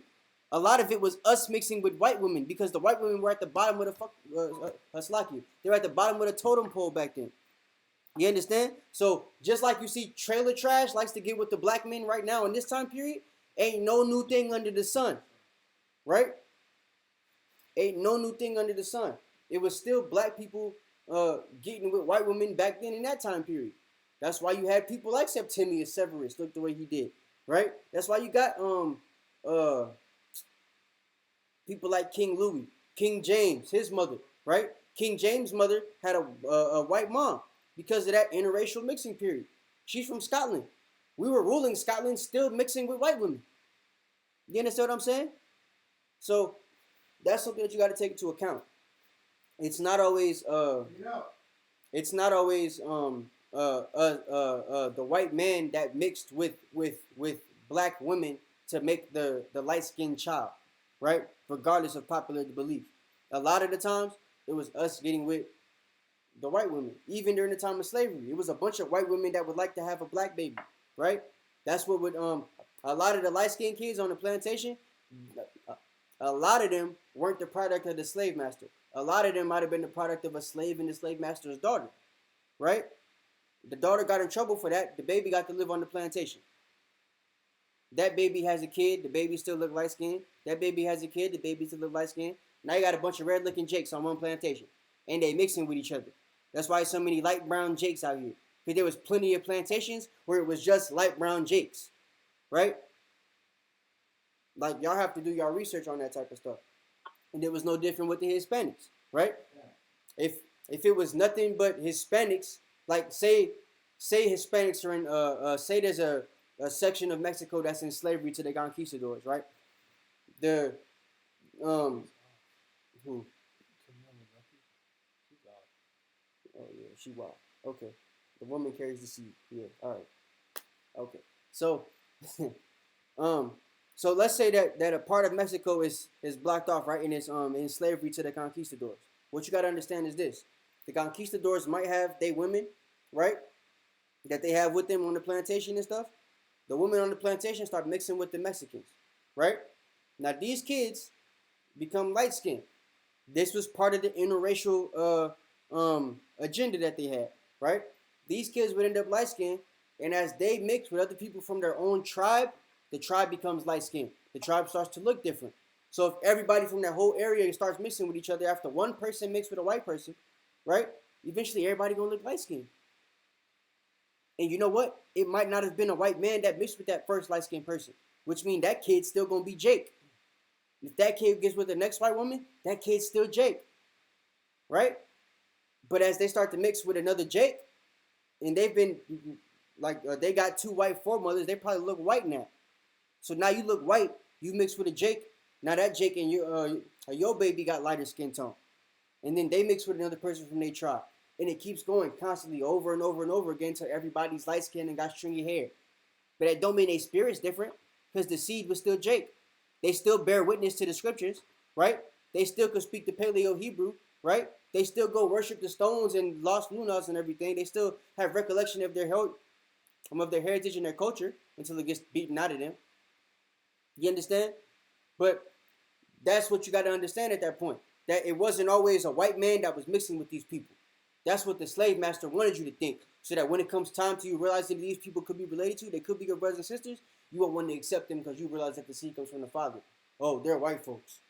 What was crazy was when you was in the world and you still hated Mexicans, you was thinking that the woman controls all that type of stuff, and you were saying they got white mama, they're white folks.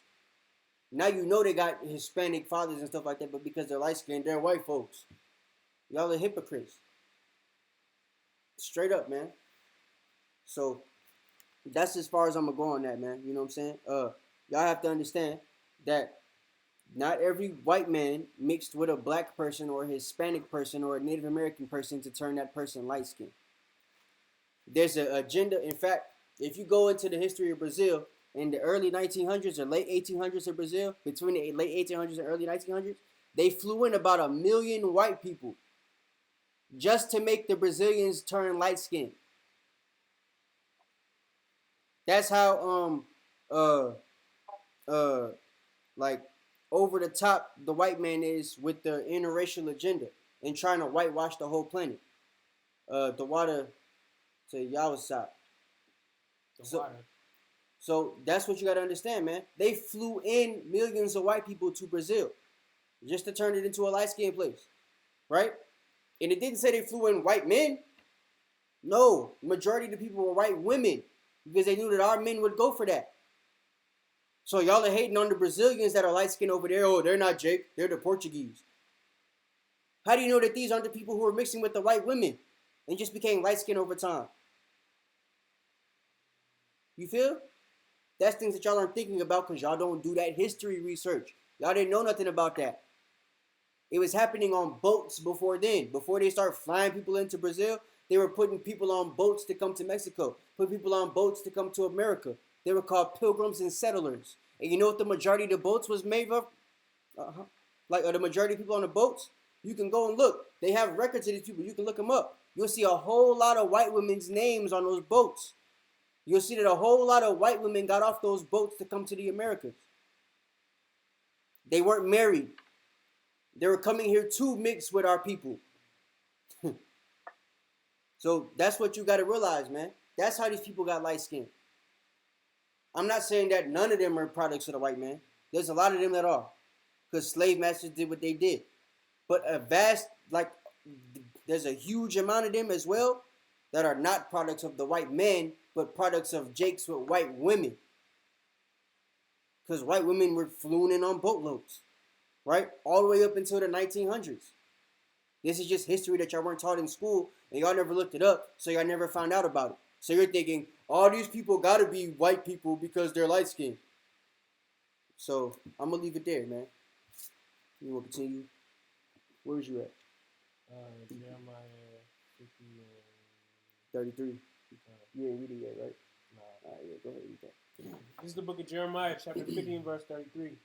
Thus saith the Lord of hosts, the children of Israel and the children of Judah were oppressed together. So we're oppressed together, man. That's what it is, right? A question for you black-only Israelites. If the northern kingdom is in the other side of the earth, how does this prophecy come true? If that's the case, then we ain't nowhere near getting out of the kingdom, or getting to the kingdom, rather, right? We ain't nowhere near getting out of Babylon, because we ain't in Babylon right now, right? Because the northern kingdom and southern kingdom are supposed to be oppressed together. So if the northern kingdom's in the Middle East, like a lot of y'all think, or if they're in Africa and you're over here, and we know that the vast majority of the Israelites from Africa were brought over here on slave ships, right? Yeah, there's a remnant left in Africa, but it's a remnant. There's a lot of people in West Africa that are Muslim and they're actual Hamites. You can read the Tariq al-Fatash to find that out. Because the same way that the white man changed out actual Native Americans here in America, and you got white folks living in Oklahoma and real natives scattered throughout the Americas, right? They did the same thing in West Africa. A lot of the people y'all think are Jakes in West Africa are real freaking Hamites. And they're the people that sold you to the white man, and they just stayed in the land that they sold you from. Once again, Tariq al-Fatash. I'll show y'all that right quick so that y'all can look it up. So y'all can't say y'all have never heard that before. I didn't give you no sources. We'll look it up on Wikipedia, because I know a lot of you Negro-only niggas is Wikipedia prophet. Tariq al-Fatash. I probably spelled it wrong.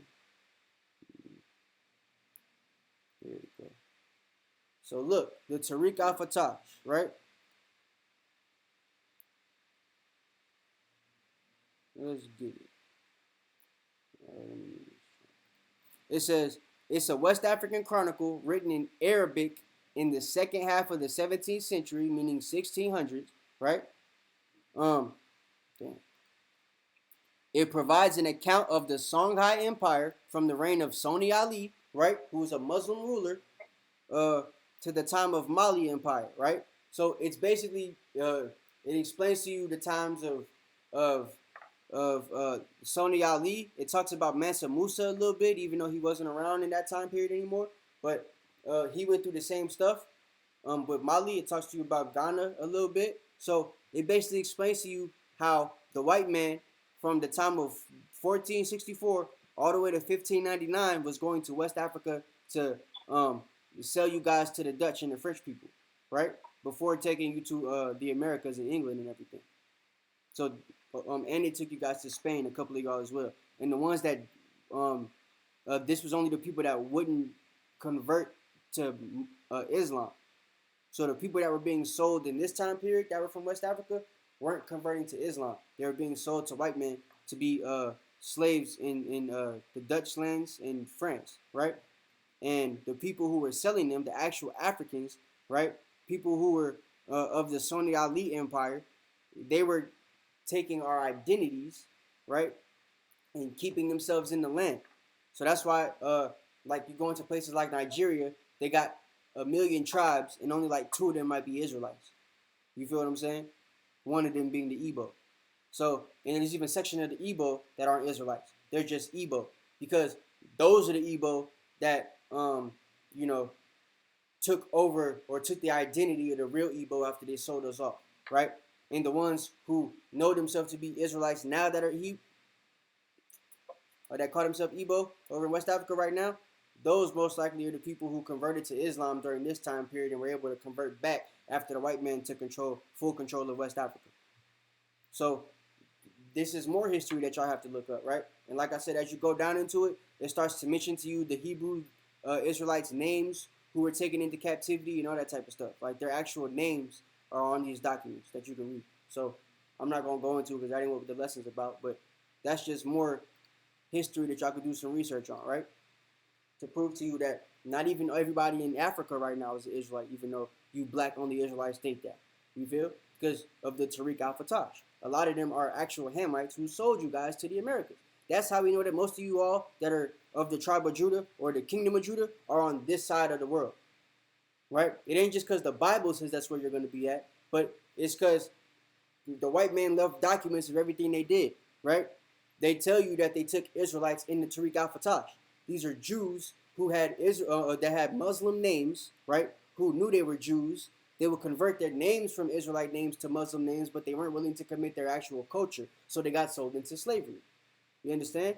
The ones who were able to coon, the ones that were cool with it, they would just change everything, right? Those are the boule, the Greeks. The ones who want to join the fraternities, the ones who want to join the sororities, the ones that want to join the boule, the ones that want to be Masons, all them type people, right? Those are the Jakes that are now in America that had no problem, you know, cooning and changing their whole identity in West Africa before they got sold.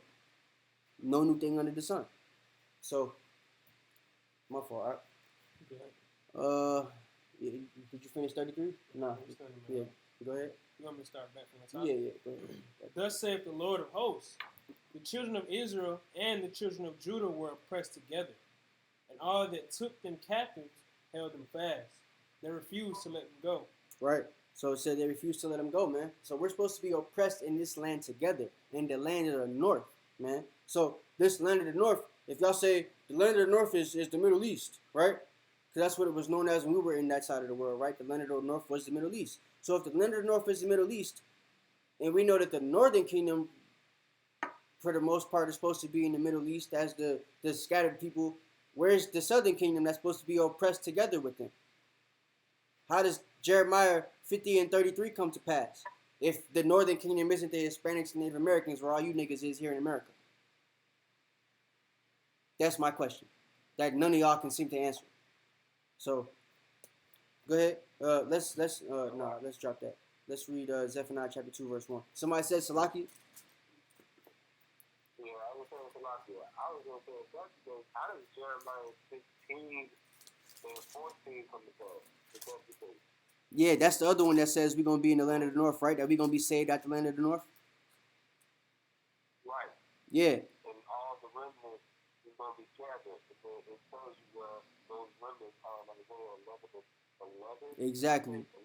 Right. So the remnant gets saved from the Middle East. The remnant gets saved from Africa. Gets saved from the lands of Moab. All them type of stuff. Right. The remnant gets saved from the four corners of the earth.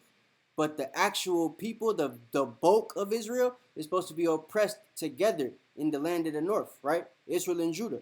So the black only Israelites will acknowledge that the land of the north and that the scattered people are supposed to be in the Middle East, but they won't acknowledge that Israel and Judah have to be oppressed together and that they're not being oppressed together in the Middle East. So the only place that we could be oppressed together would either be Africa or America, right? And there's no place in Africa known as the land of the north. It's in the middle of the freaking world. You understand? Ain't nothing north about Africa. It's in the center. So there's nothing in Africa or the continent that we know as Africa today to be considered the land of the north. Because we know Israel technically is Africa too, and the Middle East is technically Africa too. But yeah. So when you're using that aspect of it, right? The whole Israel should be in if you're looking at it like that, like the black Hebrew or the black only Israelites are, the whole Israel, southern and northern kingdom should only be on the continent of Africa. Nobody should be here. Because the land of the north should be the Middle East, and the place where we would be oppressed together should be the continent of Africa. Right? But we know that that's not the case because all of us were taken over here. Right? It was Negroes brought on slave ships to the Americas, to Azareth, right? The same place, the same Azareth that the Northern Kingdom was brought on a ship to, right? So it adds up. And the white man had his conquistadors and everything like that go and ask the people before they were colonized and had Stockholm Syndrome put on them and before they lost their heritage, before they lost their identity, like it says in Jeremiah 17, right? Before all that happened, the white man sends his people out there to go take notes. Make sure these people know who they are. And who they said was that they're the 12 tribes of Israel on this side of the earth. So how could you deny that? That's my question that y'all can't answer. So, Zephaniah 2 and 1. This is the book of Zephaniah, chapter 2 and verse 1. Mm-hmm. Gather yourselves together. Yeah, gather together, O nation not desired. So we're supposed to gather together, man. That's what we have to do. We have to gather ourselves together as a nation that's not desired, man, before the decree break forth. Drop that and get Ezekiel 37:17. That's what we have to learn to do, man. This is the book of Ezekiel, chapter 37 and verse 17. And join them one to another into one stick, and they shall become one in thine hand. And when the children of thy people shall speak unto thee, read that part again. And join them one to another into one stick. So that's what we have to do, right? Right now, y'all ask all the time, why did we make the 12 tribes chart? How was the 12 tribes chart biblical, right? Well, aside from the fact that we have actual prophecies that match up with the tribes that we think are represented on the 12 tribes chart that we have, right? I could get into that, but I'm not. There's plenty of videos online for y'all to go see who we think the 12 tribes are on the chart and why we think that. Because of the prophecies, you know what I'm saying, Deuteronomy and Genesis. So, but aside from that, we have the facts as far as what explorers were able to find out, right?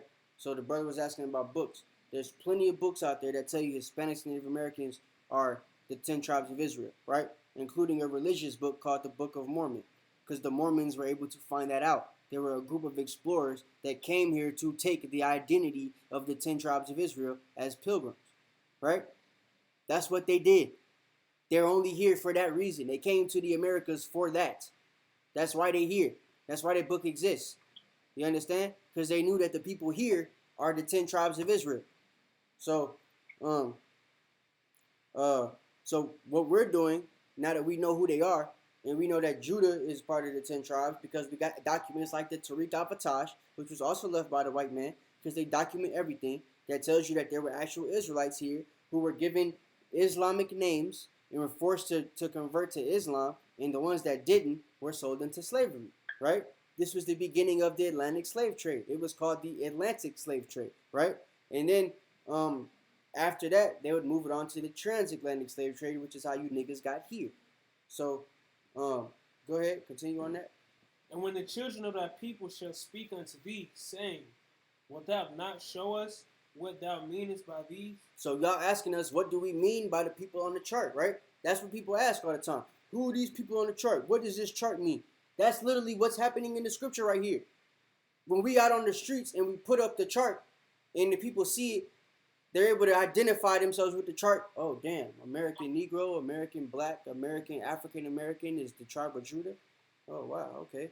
Oh, a Jamaican is or somebody from the West Indies is is a Benjamite. Okay. Oh, Haitians is Levi. All right. Oh, okay. Puerto Ricans is Ephraim. You know what I'm saying? Cubans, Manasseh, Dominicans, Simeon. You know what I'm saying? The Incas is Asher. Native Americans is Gad, Reuben. You know what I'm saying? Like, they see this chart and they're asking us, what does this mean? Who are these people? How can God prove this? And then we prove it, right? And then their spirit starts to bear witness. It starts to manifest in them. You can like see it almost, right? Damn, yeah, that makes sense. Okay. Then they go do the research. They go home. Next thing you know, they come back a couple weeks later. They come in week after week and they in the camp. They hooked because they realize this is true. They start doing their research. Their spirit starts to catch wind of what's going on. Then they catch remembrance of the thing.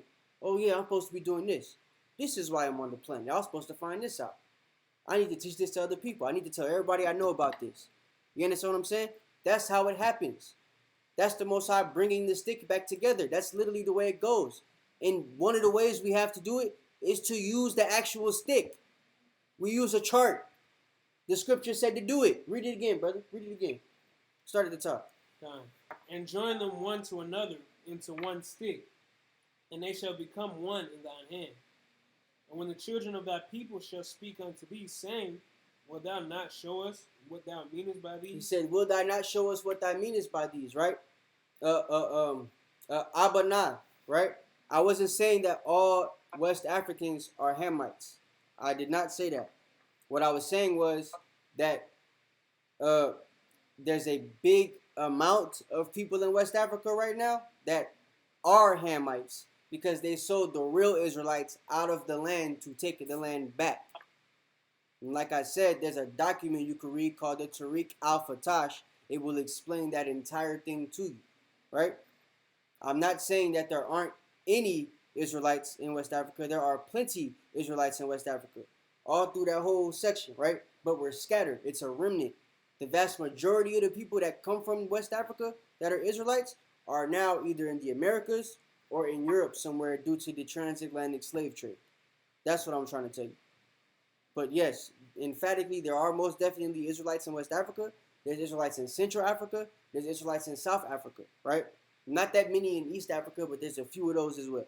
So I'm not saying that there aren't any Israelites in Africa. Never would I say that. Never have I said that. But I'm saying the majority of us that come from the continent of Africa, majority of you that look like you're supposed to be in the continent of Africa, you didn't been brought here. That's just a fact. Any document and every document proves that.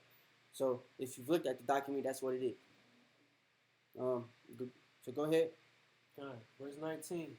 Say unto them, thus saith the Lord God, behold, I will take the stick of Joseph, which is in the hand of Ephraim, and the tribes of Israel his fellows, and will put them in with Salaki, and will put them in with him. Right. Salaki. He said he's gonna join that stick together, he's gonna put them in with him, right? And just so I'm gotta say this again. Yowana Yasharallah. I had to do it for the Africans, I guess now I gotta do it for the Hispanics. Damn, my car just dropped. Okay. Yeah. But yeah. So I'm a Yowana.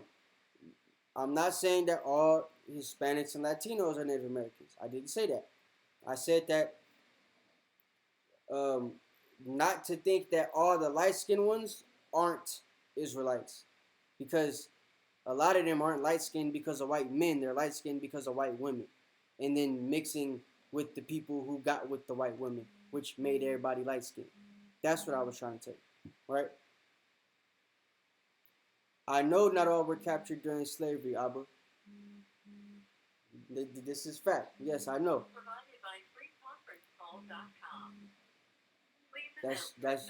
That's great, bro. Yeah, that's what I'm trying to tell you. People like Anthony Joshua, right? Anthony Joshua was his family I think is Nigerian or Guyanese or something like that. His people escaped slavery. You know what I'm saying? He's a coon, but his people escaped. They escaped slavery and everything, and they were able to keep their identity to a certain extent. But What's your family? what? You got it.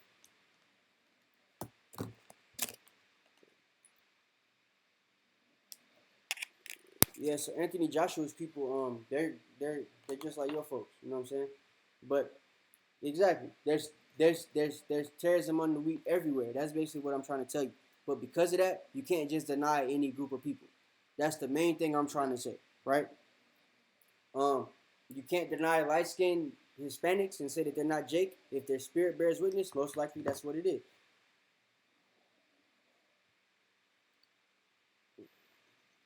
Can I excite the shit?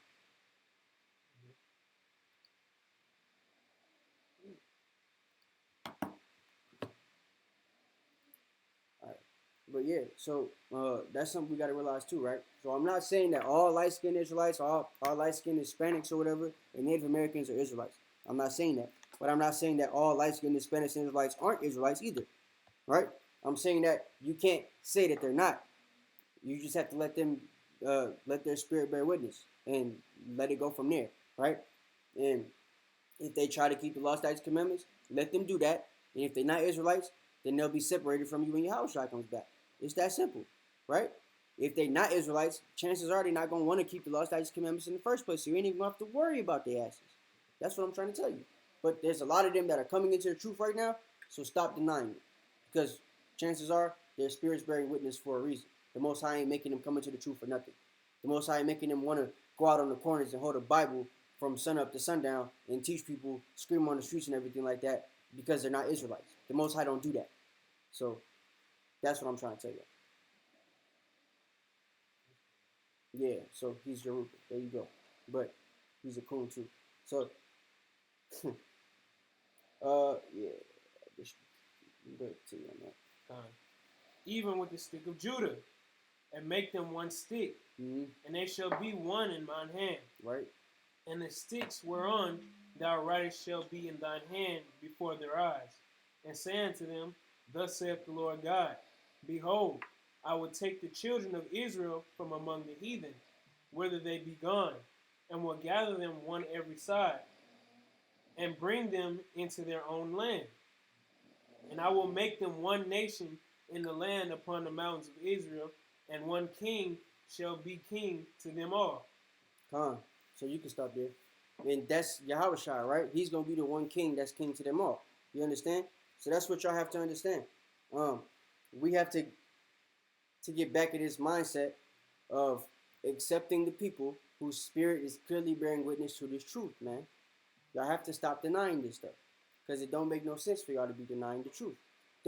It don't make sense for y'all to be denying people who are trying to accept the truth and take it on as their culture and heritage if their spirit is bearing witness.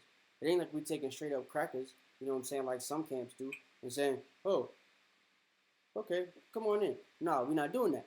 We're going to wait and see if your spirit bears witness first. We're going to wait and see if you want to follow the law, statutes, commandments. If you could be a brother or a sister, right? If you want to keep the feast days, if you could keep the Sabbath day holy. You understand me? We're not just going to let you come in. But once they prove that they could do that, don't say they're not Israelites. Because then you're being a hypocrite. You're unrighteously judging them, right? You're judging off of appearance. You're calling men unclean that you don't know are not unclean. Because you don't have no records of this man's genealogy. You can't tell whether he's an Israelite or not. So that's what I'm trying to say. And everybody that's doing that and teaching me to do that, y'all going to be amongst the prophets that get killed with Martin Luther King and all of them in the resurrection, like it's saying in Jeremiah 23, right? Y'all going to be destroyed. Because, I mean, y'all basically are the prophets of Jeremiah 23. Y'all are the Martin Luther Kings of the Israelites, right?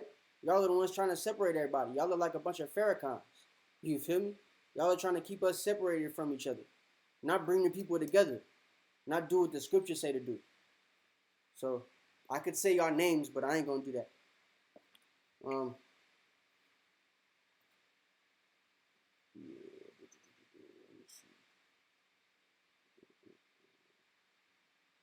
Get Ecclesiastes chapter 10, verse 7.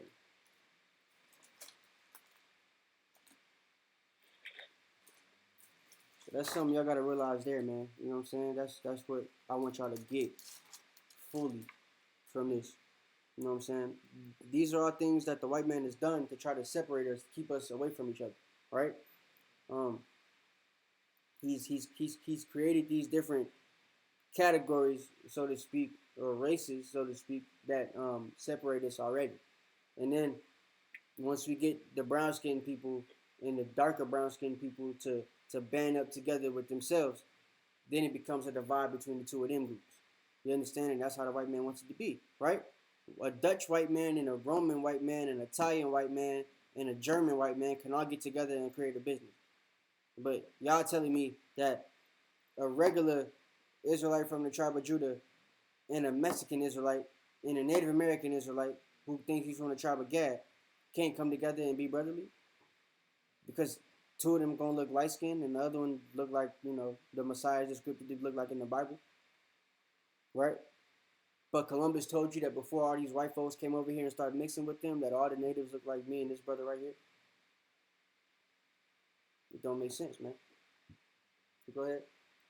This is the book of Ecclesiastes, chapter 10 and verse 7. I have seen servants upon horses, and princes walking as servants upon the earth. Yeah, man. He's seen servants upon horses and princes walking upon servants upon the earth, right? Let me see if I can find this again.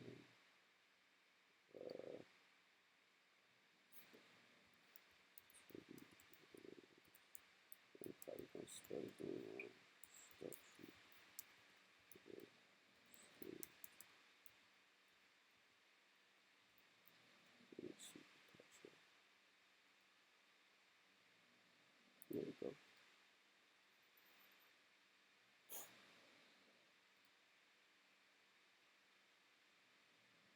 All right, y'all look at this. See this image right here? This is Teddy Roosevelt, right? One of your presidents, who clearly is on a statue, right? With him on a horse.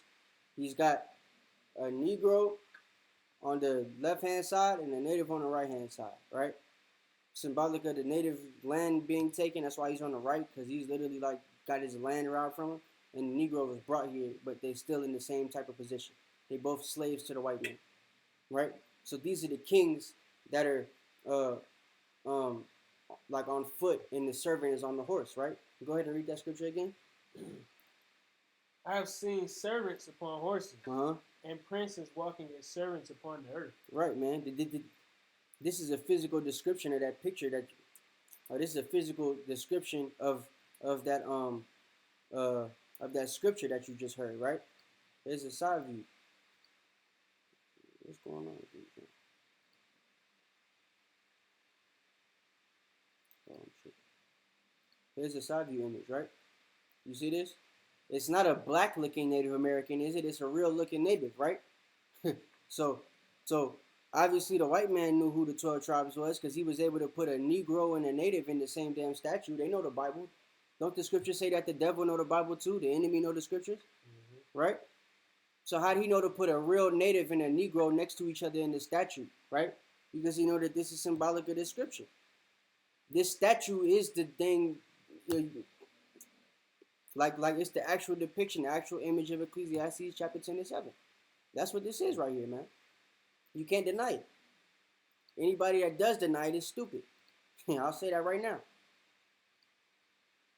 So it's like, how can you deny this stuff, man? He said, not blood, seed, or father. I just explained this thing to you, bro, and you don't understand it. Take it. Go ahead. Was that it on that? Nah, you don't got you. That's wrong. All right. Go to Job chapter 10 and 22. We almost done. I'm not going to read the rest of it. Stop it, Job.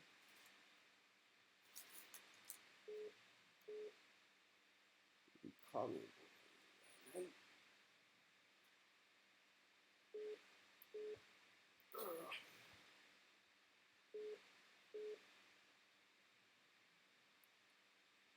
Yeah, so That's what we gotta realize, man. This wasn't even supposed to be a lesson where I was straight up gonna go in on the black onlys, but I guess it turned into that because there's so much facts, man. There's so much facts as far as the scriptures are concerned. You know what I'm saying? Job, what? Job 10 and 22. That like y'all don't acknowledge, that y'all don't break down. You feel me? Like, explain to me what a black only Israelite's perspective or a perspective of Ecclesiastes chapter 10 and 7 is. What is that to y'all? You know what I'm saying? Does that image that I just showed you of Roosevelt and the native and the Negro slave, does that depict what Ecclesiastes 10 and 7 means to you guys? Because if it doesn't, I need to know. You know what I'm saying? What image do y'all have in your head when y'all think of that? Why'd the white man draw it the way he drew it? Why'd the Most High allow it to be made like that? If these people aren't the people who you're supposed to be accepting as your brothers from the northern kingdom. Go ahead. This is the book of Job, chapter 10 and verse 22.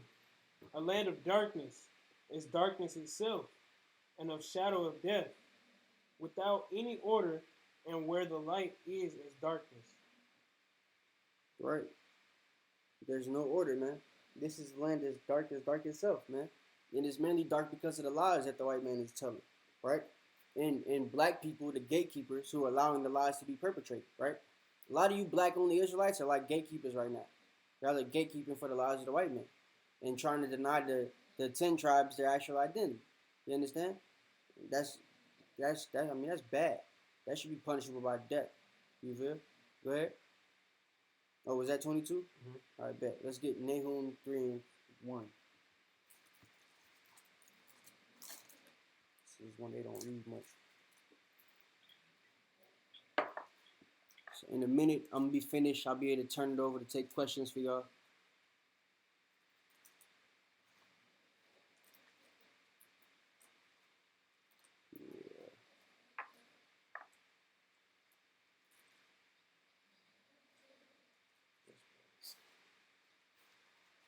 You sleep, bro. Nahum what? Nahum chapter 3, verse 1. Kind. This is The the water book. Sister D for that, for posting them scriptures. Kind. This is the book of Nahum, chapter 3 and verse 1. Mm-hmm. Woe to the bloody city. It is all full of lies and robbery. Yeah, so woe to the bloody city, man. It is full of lies and robbery, right? Who was robbed? All them scriptures in Deuteronomy about the people who wasn't gonna get to they was gonna have the fruit of their land eaten by the enemy. You know what I'm saying? They was gonna build a house and not dwell in it. All these type of things, man. It didn't just happen to the Negro. The Negro didn't have no land in this area where they was taken from. They were brought to this land, right? Those scriptures in Deuteronomy would be inclusive to the Negroes if Babylon was in West Africa. You guys were in that land and natives were taken to West Africa or something. But it was the opposite. So ain't no way in the world that there's curses that talk about land and them not being able to enjoy the fruits of their own land here in America, and you not include the Hispanics and Native Americans because this was their land. It wasn't there was no Negro that got off the slave ship who could consider this to be his land that he was grazing on, because you got off a slave ship to be brought here. But the natives who were put in slavery that were next to you on the same damn plantation, because it went like that a lot of the time, these people had land taken from them. They had animals that were now being used by the white man, right? All the fruits they were planting were being eaten by the white man. How can you deny these people? That's what the scripture, that's what the curses say was going to happen. So if it didn't happen in West Africa, where else did it happen? You got to include these people here. It's too much proof not to include them, man. Go ahead. The noise of a whip and the noise of the rattling of the wheels. Yeah, man. And that happened not just to the Negroes, it happened to the Northern Kingdom too, right? The noise of the whip. Man, I guess it's a good thing that we got this, because I can show y'all, right? Let's look up Native American slavery.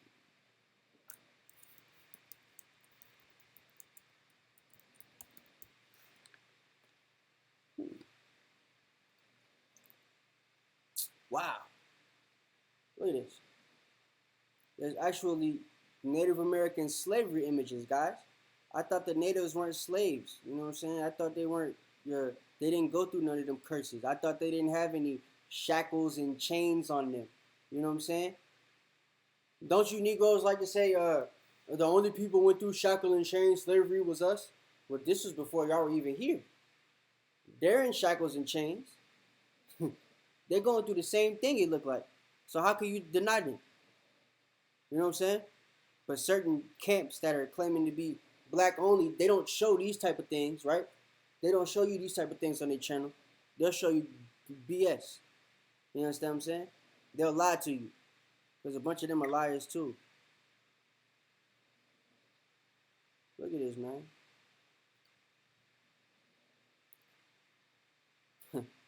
Look at this. These are actual images, actual drawings from this time period. Look at these people being hung, just like Negroes was being hung, right? On a tree. You see that? They got two trees as the pillars, and then they got one tree in the middle that they hung everybody on. This is real stuff, man. Burning people on the crosses to try to make them commit to Catholicism. That's why all these people got burnt hair. They all look bald and stuff because their hair already been burnt off. You understand what I'm saying? They were making us cut off our heads because they knew that us having long hair was part of our culture, right? The Gadites had like a Nazarite vow thing going on when it came to their hair. They wouldn't cut it. So it was a big thing for them to have their hair cut, and the white man knew that. They would cut your hair bald. We're not supposed to bald our heads. Why was the white man balding the Native Americans' heads if they had no recollection of the Torah? Isn't that a sin to have a bald head? Huh? Why was it something that the white man was doing to them before they burned them on the cross? Why not just burn them because their hair going to fall off anyway? Because they were trying to shame them and put them to actual like punishments that would invoke sin right before they die. You understand what I'm saying? Because what? If you die in a sinful body, it's going to be hard for you to get into the kingdom. Right? If you die without repenting, then it's like no hope for you, basically. The white man knows the Bible. That's what they were doing here. You understand me? It's all these images, yo. Look, here's a book for your stupid behind. There ain't no books. Black slaves, Indian masters. This is fake. Because you see, there's an Indian in the picture right here. Right?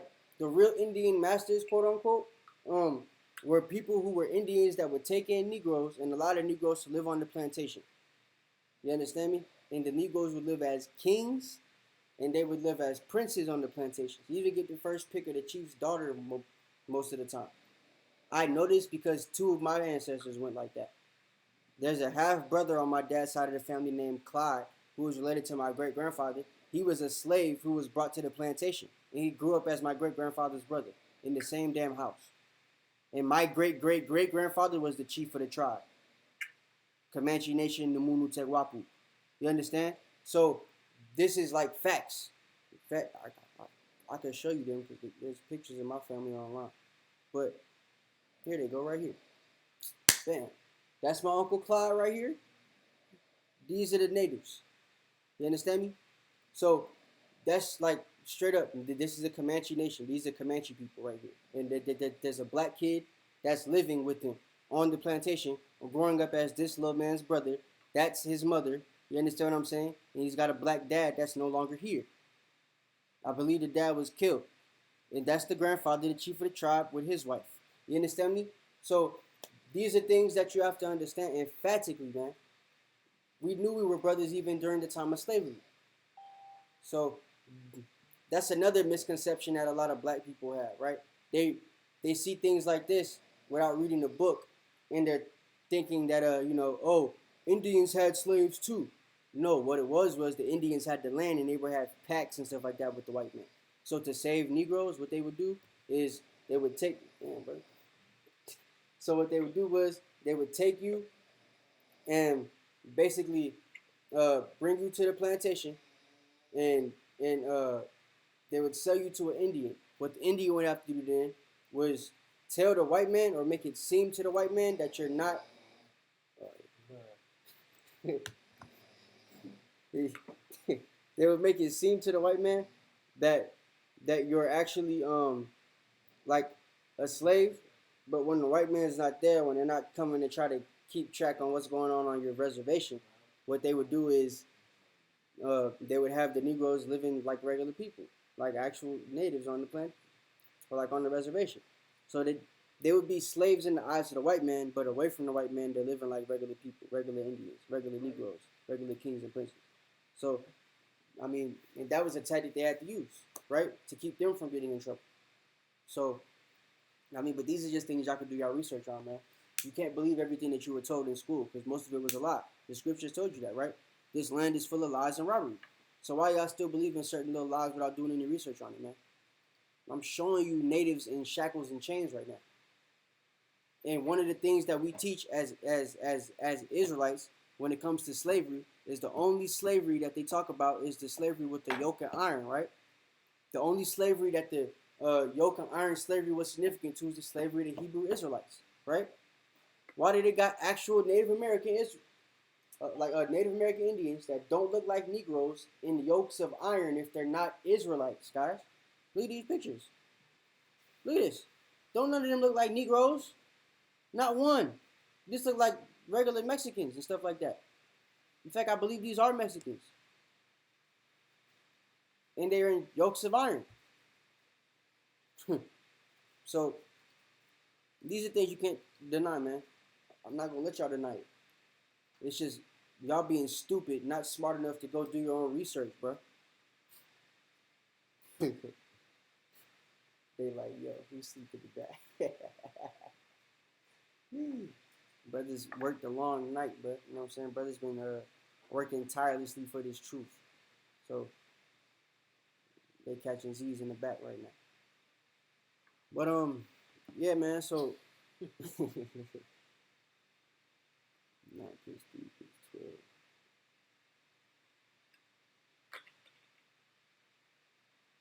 Well, you got to remember, right? There's a Dan that to some isn't included. So that's what makes the 13, Joanna. It's really 12 if you don't include Dan, right? Or if Dan is included, then you exclude Levi because Levi not supposed to have land. It's still 13 tribes in total, guys. Manasseh and Ephraim are one people. They're all Joseph, right? So Dan is not excluded. right, exactly. Dan is not excluded. Ephraim and Joseph aren't supposed to be separated. They're supposed to be one. So their blessings like gonna be split in half. You feel? And Dan gets what Dan gets. Dan is not excluded. We just read that he's gonna bring the sticks together, and we're gonna have to make another lesson for that. The New Testament says that he hasn't cast away his people. Dan has a gate in the kingdom. Yeah, Dan is dispersed, but it's a little deeper than that. A lot deeper than that. We're gonna get into it later. I ain't gonna talk about that tonight because that's gonna bring me to a whole other thing. But y'all heard the brother. Dan's not destroyed. Yeah, go ahead. I was gonna add, isn't the only reason Dan isn't really mentioned in Revelation is because, like, when they're talking about the 144,000, is because it's not 12,000 of the remaining. That's a yeah, that's a saying, but there's a I'm gonna just say for the sake of tonight, there's other reasons why they could not be labeled, and one of which could be a mistake. I'm gonna put it like that. Okay. Yeah, because one of the theories that we've looked up is Dan could not be included because Ephraim and Manasseh is supposed to be mentioned as Joseph, right? Not Ephraim, Manasseh, Joseph, which would exclude Dan. You feel? Because Joseph, Ephraim, and Manasseh are supposed to technically represent the same people. You feel? Or you don't get it. Yeah, so, but, and another thing you got to understand is the translators were also indoctrinated to a certain extent, so they didn't get everything right. That's why we still read the Hebrew, and camps that teach Hebrew have a way different understanding than camps that don't. Because when you go into the Hebrew and you read it in its original language, you get the actual understanding of what was supposed to be written. So the camps that go into the actual languages of the the scriptures, whether it's the Greek, Aramaic, Paleo Hebrew, regular Hebrew, whatever, you know what I'm saying? They have a different understanding that's usually better uh, um, than like regular scholars of the scriptures, because they're only reading it from the standpoint of the scholars who were indoctrinated while they were writing this stuff. You feel me? So that's also something you got to take into account. But we'll talk about the whole damn thing. I'm just not gonna do it tonight because that's a lesson in itself. Yeah. Where I want to skip to. Let's go Ezekiel 33 and 2.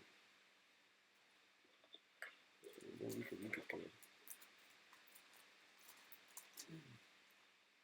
This is the book of Ezekiel.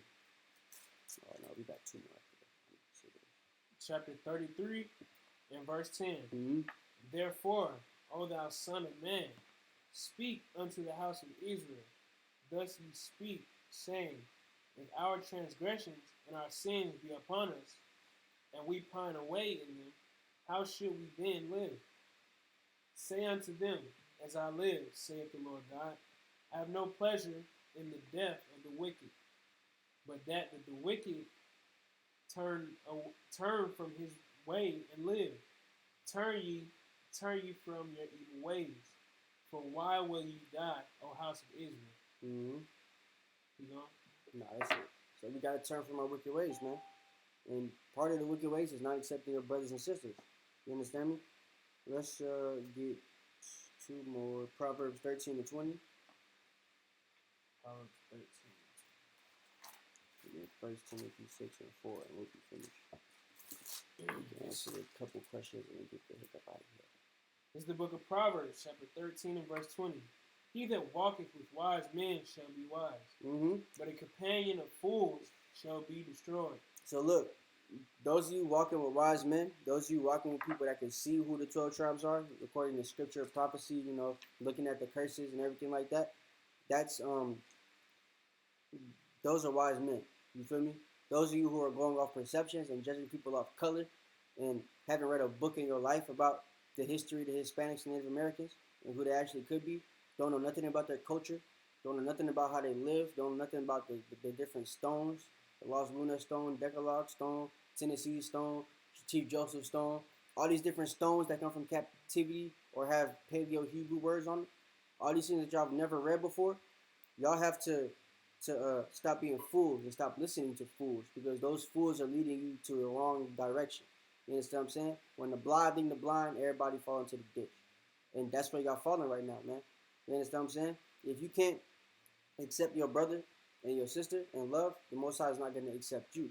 And y'all are showing him who you guys are. Y'all are showing your true colors right now. So, was that it on 1320? Mm-hmm. Give me 1 Timothy 6 and 4.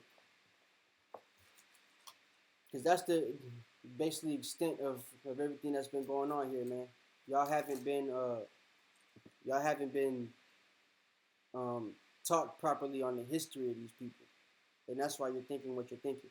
And these folks that come out here telling you that they're not Israelites, they haven't been taught on the history of these people. They don't know the history of these people, haven't done research on the history of these people. And then they try to tell you that they're not Israelites. So it's very hypocritical. And no hypocrite shall stand before the Lord.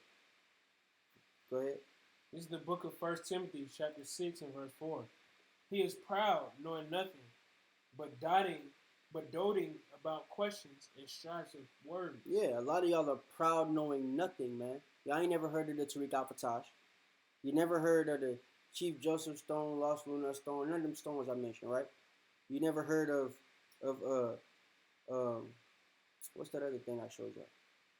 I showed y'all so damn much tonight. So much, bro. So much y'all ain't never heard of, man. All these books. Y'all never read the Black Indians book. You never read the History of the Caribbean's book. Like, it's a lot of things that y'all have never researched, never read, never heard of before. And you're making, like y'all have an opinion. It doesn't make any sense. Read that scripture again. He is proud, knowing nothing. Y'all are proud, knowing absolutely nothing, man. You're telling people that they're not Israelites and y'all don't know nothing about their genealogy. You're proud to say, these ain't Israelites, these are white people. And you know nothing about their genealogy. Go ahead. But doting about questions and strifes of words. whereof cometh envy, strife, railings, evil surmisings, perverse disputings of men of corrupt minds, and destitute of the truth, Right. supposing that gain is godliness. From such withdraw thyself. Salaki. It said somebody said One West didn't.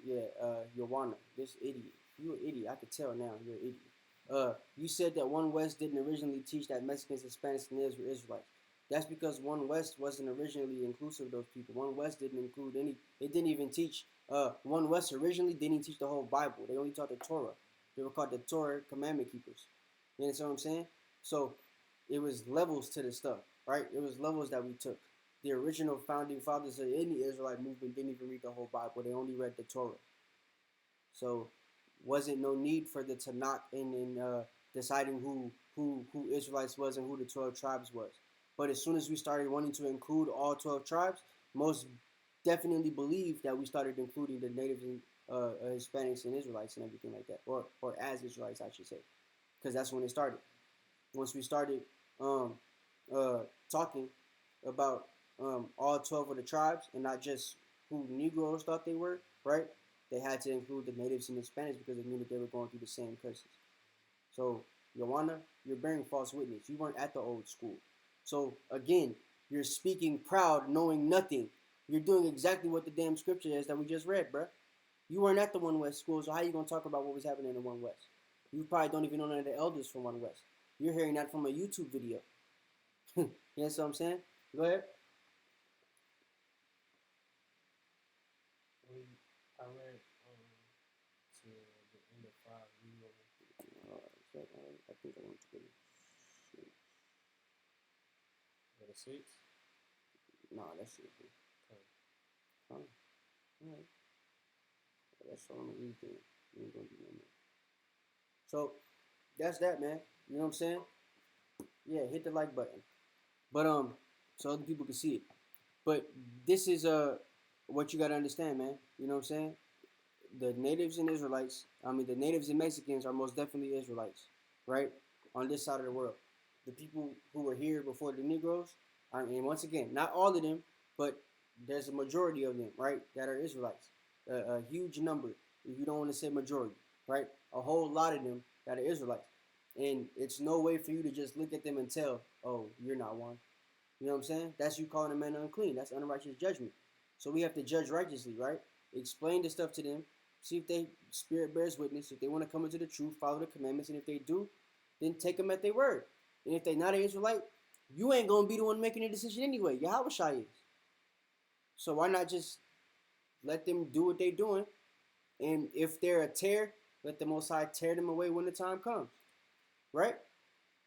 But until then, you ain't got nothing to say because you can't prove whether they're Israelites or not. You can't even prove you're an Israelite. If you want to be real about it, where your Israelite papers at? You understand what I'm saying? How do we know that you're not a product of the slave master that just got with black people and now you look black? All Bob Marley's kids think they black. Don't they? Right? So that's what you got to realize, right? Bob Marley's kids think they niggas, but they're not.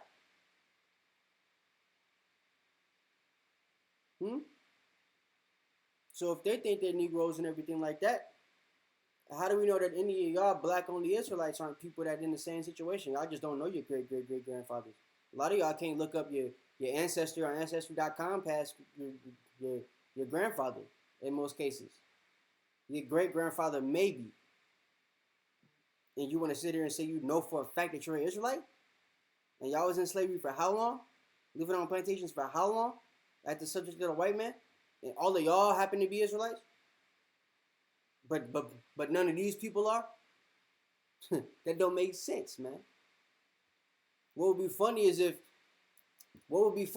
y'all aren't the Israelites, right? You from you few that aren't claiming your brothers and sisters, it would be funny if y'all are actually Edomites and everything, products of the slave master and stuff. So there's a lot of black people that think they white too, bruh. I just told you who all the coons are. Like every argument you're using, Joanna, for the Mexicans and Hispanics, we could use for y'all. Al Sharpton thinks he's white. Martin Luther King thought he was white. Did you know that? He was with a white woman before he got with Coretta Scott King. Only broke up with the white woman because it didn't look good for him to be a civil rights leader with a white woman. So your beloved Martin Luther King like cave women, right? You people like Farrakhan and all them. The whole Nation of Islam wants to be white. That's why they don't wear beards and stuff like that. They wear bow ties and stuff. They dress like freaking Kappas. Everybody who in a fraternity that you know want to be white, they live in Greek culture. So it's like every single argument that you could use for Hispanics and Native Americans could be used on Negroes. So why not just accept them if they spirit bears witness? If they're claiming to be Israelites, if they say that this is what they are, why not take them at their word? So that's all I had to say, man. If y'all got any questions, y'all can say them. But be in order, obviously. Oh, they can't hear me. Y'all can hear us on the call? All right, cool. Anybody got questions? For the people in the YouTube chat, we're taking questions on the call. The call is our priority. Yeah, so if you have a question and you call on in. YouTube, call in. If you need the number, somebody put it in the chat. There you go, right there. There it is. Yeah, what's up?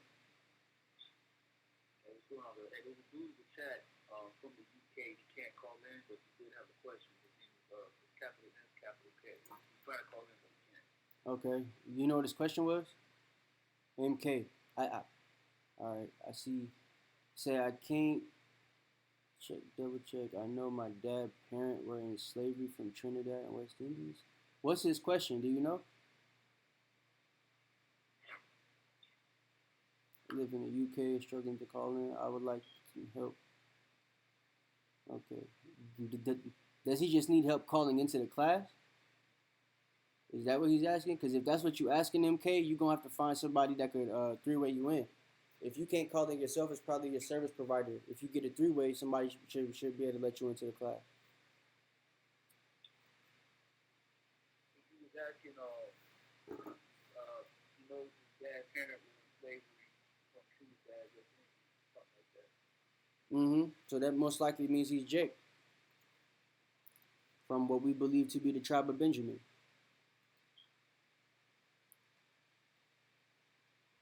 Right? But to be fair, we don't say that every single Israelite from the West Indies is a Benjamite, right? Just like every single Native American might not be a Gadite. Every single person from that's a Negro might not be Judah, right? Y'all could be any of the tribes. Because you got to remember that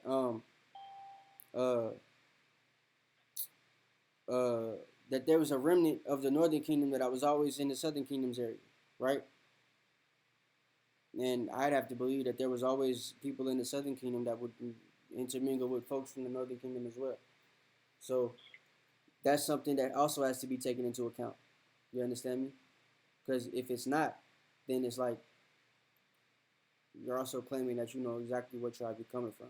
The reason that the 12 tribe chart is significant is because we're basing it off of the prophecy. So we're saying that most American blacks could be Judah based off this prophecy, right?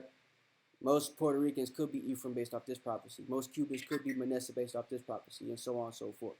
So, most Mexicans would be Issachar based on them working hard and everything, being like an ass crouching down. You feel what I'm saying? It's that type of stuff. The prophecies that make up the 12 tribes chart. And the people that are connected to those prophecies are who we're saying represents what tribe.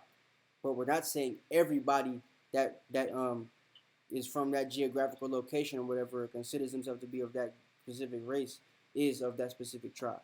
Because you could be from another tribe if you're Israelite. Right? We're just saying based on the prophecy, that's what it would be.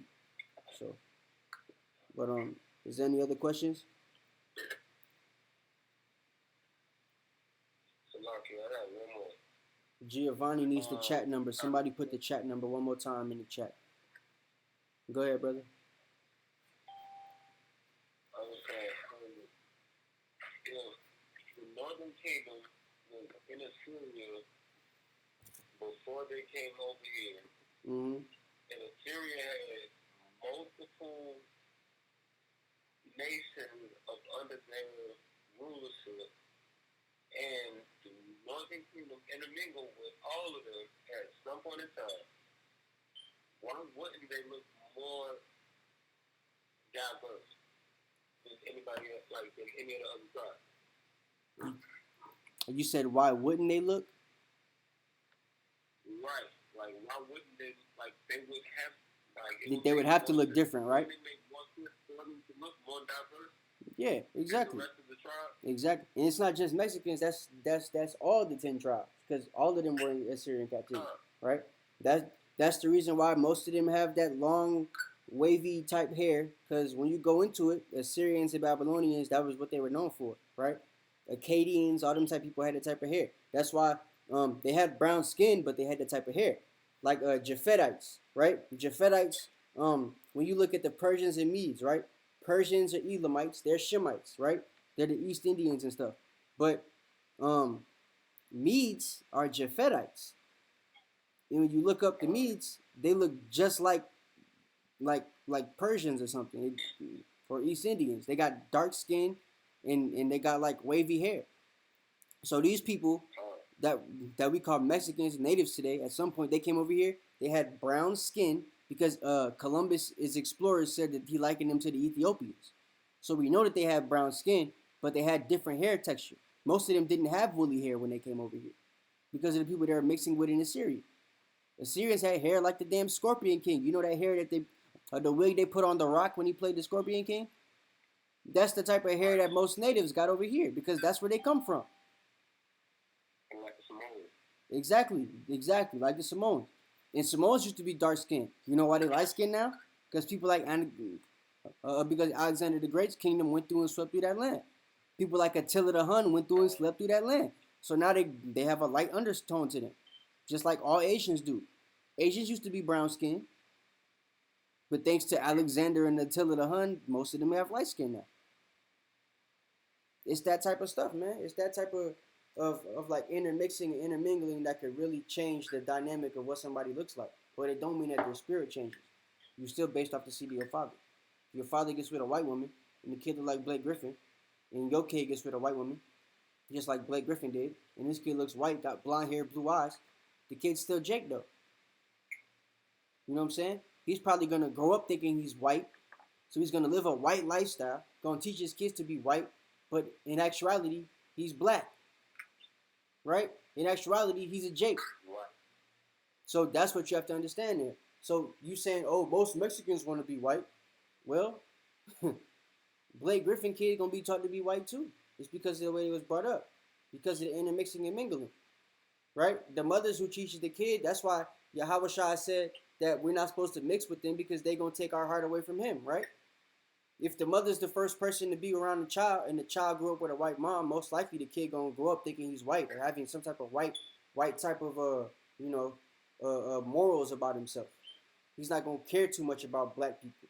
All my mixed friends that got white mamas that I was real cool with before I came into the truth, they don't really mess with me now because of their mom. Right? It's not because they don't believe this. A lot of them believe the truth. A lot of them believe they're Israelites. A lot of them can see how this is the truth according to the Bible. But just because of their mom, they don't want to join. You feel what I'm saying? So, like, that's all stuff that you have to understand. That's stuff we have to keep putting into account. But the black-only Israelites don't want to accept none of this stuff. They only want those things to be effective or inclusive when it's a black person that's going through it. If it's an Hispanic, it's not supposed to count. And that's not fair. Because like I said, every argument that they use towards the natives and Hispanics, we could use towards a regular Negro.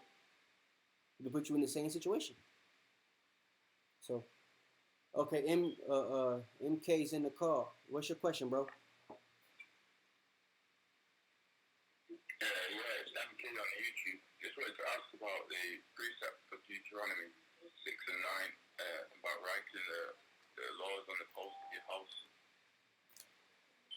What about it? You wanted a precept for it, you said? No, I wanted to know if we need to do it.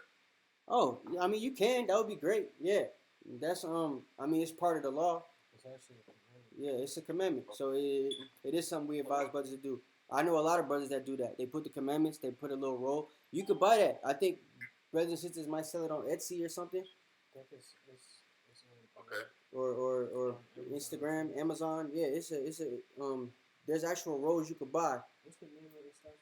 I can't remember. I know what you're talking about, but yeah, I've actually seen it. I'm gonna buy me one soon, but it already comes with the roll. It has a little box you can put the roll in. The roll got the commandments on it. But the commandments might be in contemporary Hebrew. It might be contemporary, like the white man's Hebrew. But nevertheless, if you can read it, you know, it's there. You can put it in front of your door and you following that commandment. Or you could get the one in English. You know what I'm saying? Or we have brothers that I believe HODC, if I'm not mistaken, I believe they have one in Paleo Hebrew that you could get from their website, houseofdavidcamp.net. So, if I'm not mistaken. Yeah, so I mean, you could buy that, yeah, but it's a commandment. We are supposed to do that. Most brothers don't because we in the land of our captivity, but yeah, it's definitely something you can do.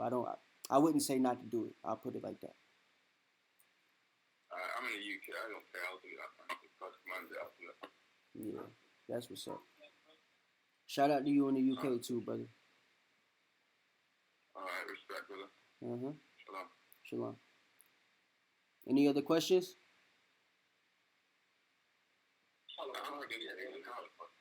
Well, all right, one at a time. All right, go ahead. The brother said Salaki, and then whoever said go ahead could be after him. Mezuzah, that's the name of it. All right, this is Mac. I got a couple of quick questions. I got children, so I just wanted to know, for my daughter, am I able to get her ears pierced, or, you know? Yeah, you can. I got to put them scriptures up. Piercings, jewelry, all that type of stuff, grills, all that came from Israelites. Bangles, the toe rings that the girls wear, ankle bracelets. No, I figured that. I just was wondering because people kept on saying like no piercings and nothing like that. I understand like you can wear like the chains and the grills and stuff, but I was piercings hearing, is like no piercings and stuff. Ear piercings isn't technically like you destroying your flesh, or like it ain't like getting a tattoo. You know what I'm saying? It's not like you cutting a hole in your flesh. You're putting a jewel in it that really you're not supposed to take out. If you go through the way that we used to do it, we used to put the jewel in there and they used to stay in the ear, right? Probably till you die. It wasn't no brothers getting 50 different damn earrings and stuff like that, and you switch them out every time you want to have a different look. It wasn't like that. So it was usually like lifetime jewelry that we would wear. Only thing that would change would be our necklaces and probably our bracelets and stuff. So the earrings and nose rings would be something we kept. So yeah, that's fine. Okay, cool. And then also, I know, I had a question about Esau because I know they say I've been hearing people talk about he comes from Japheth, but then I also had a notion that I heard it too when I first came in. What you said? No, go ahead. I was just talking to the brother. No, I was hearing that people were saying like that he comes from either like Japheth, and I also hear people talk about he's a Hebrew because he comes from maybe him and Jacob got the same parents. Right. So if he's a Hebrew, how can he come from Japheth? That's the question you need to ask them brothers, right? If they consider Genesis chapter 25 to be the beginning of Esau, then how could he be Japheth? Right, makes sense. I wasn't even going to go there with it, but yeah, that's a good question. How could he be Japheth if he's considered to be the brother of Jacob, who we know as a Shemite? It don't make sense, right? Exactly. So now here's the reason. Here's the thing. Here's the reason these idiots think that it's because of or they're thinking about Japhet because they see that the Isles of the Gentiles in Genesis, I don't. It's like it might be Genesis 11, Genesis 12 or something. But in Genesis, when it talks about Japhet and Japhet's children, right? The Isles of the Gentiles or the Isles of Japhet is supposed to be what's considered to be Europe today, right? So what people that are new to the truth, when they're trying to figure out the Table of Nations, what they do is, or biblical scholars, what they've done is they've looked at where people are at today, where the people, how much geographical locations are today, based on where the Bible says everybody was born, and they're taking the people in those lands today and trying to say that that's who it is. So obviously we know that the white man took over Europe during the time of the Renaissance. That's explained in the book of Malachi, chapter 1, right? We moved them to the mountains in the book of Job. Right. So check it out. We had them. We moved them to the mountains in Job chapter 30. You can read that. Job chapter 30, starting at verse like 2 or something. We move them to the mountains. Then, once you pass Job, you get all the way to Malachi. That's when the white man's starting to come back, right? Malachi is like the last book in the Old Testament, right? Right. It's right before the Apocrypha, which is where we see Alexander the Great, right? So, exactly. And Alexander the Great, order. So Alexander the Great was the beginning of the white man's reign. He's the first white man to rule the earth. He's the beginning of the white man power on the planet Earth. You understand me? That's Alexander the Greek. That's why they call him the Great, because he was their great hope, their great white hope. That's where the saying comes from, right? Tim Tebow wasn't the first great white hope. It was Alexander the Greek. So here's the thing, right? That you got to understand. Because Alexander took over that land and they were able to build up the desolate places, as the brother just mentioned, for Malachi, right? Them building up those desolate places meant them taking over all of Europe. So what the white man's done, what the scholars have done, has looked at Europe when they make their little memes for the Table of Nations. These are white people that started this. And these stupid jakes that are black-only Israelites for the most part, they're the ones still perpetrating that Esau could be Japhet because they want the Edomites to be the Ishmaelites, Arabs, right? And they the ones teaching you to ease Saudi Arabia crap. You know what's hella dumb? You could cut these Negro-only Israelites just by saying, by giving that scripture about how it talks about how Issachar was given the blessings of the times and knowing how to, read the times or whatever like that.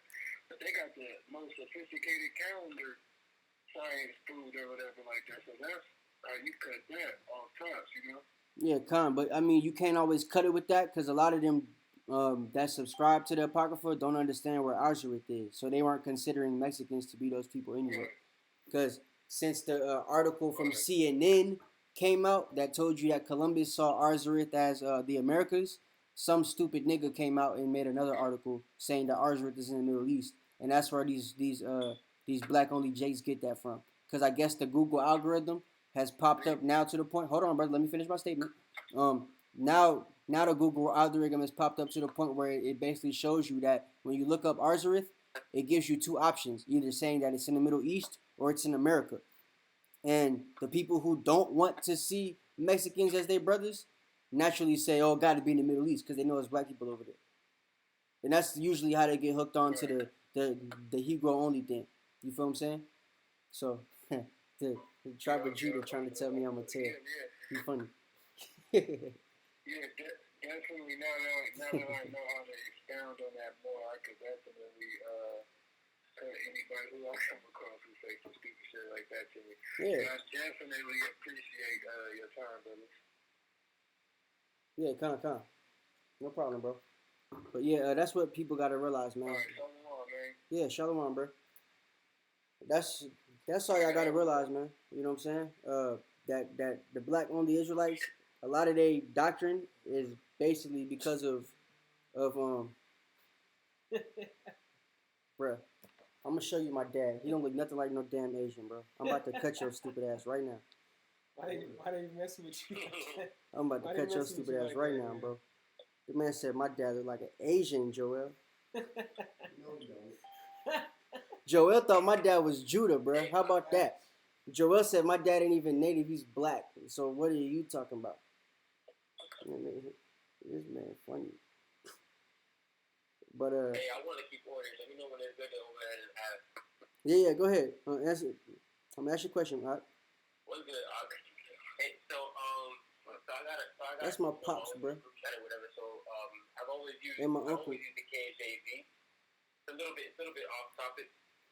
But I've always used KJV to, obviously give the original Hebrew and Greek transcripts. So I got another king that's, talking to me. He's basically trying to denounce.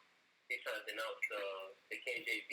And I always listen to y'all, man. Y'all taught me so much. And he's basically telling me. Did he just drop off? Yeah. Damn. Call back in, brother. You dropped off. He was just about to ask this question too. But hey, Tribe of Judah, hope you seen them pictures, buddy. My dad don't look Asian. You gotta bite your words now. You're bearing false witness. Y'all just keep cutting yourself, man. Y'all keep cutting yourself. Go ahead though. Somebody said Salakia until the other brother come back. Yeah, Shabbat Shalom. You need to see my birth certificate. I'm not Barack Obama, bro. I'm not gonna do that. It's funny. Hey, I'll show you a census record though from my great grandfather where it says he a Negro. Go ahead, brother. Your brother got a question. Go ahead, bro. All right, yeah. So I had a question. It's kind of off topic too, but Yeah, that's fine. We ain't on that topic no more. you have is marriage sex, and like if you could, like, are you able to have sex with the women of other nations? Oh, you got one of them questions. Oh man. Can I ask you a question, Ad? Why do you want to have sex with a woman from the other nations? I just want to know.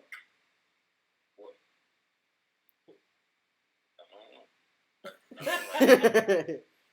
like the different tribes, though. Like I mean, when you say nations, like I think like because you're supposed to go by tribe, right?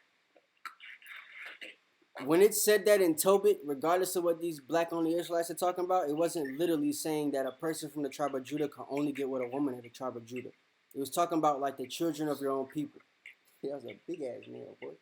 But it was talking about the children of your people, right? So we're Israelites supposed to get with Israelites. That's what it was trying to tell you. Not that Israelites like Judah can only be with Judah, Issachar only going to be with Issachar, and Jake only be with Jake. Because we can see that didn't happen. All throughout the scriptures, right? We can see that there's other, Solomon had wives from other nations. David had wives from other nations. You know what I'm saying? So, well, I'm not going to say other nations.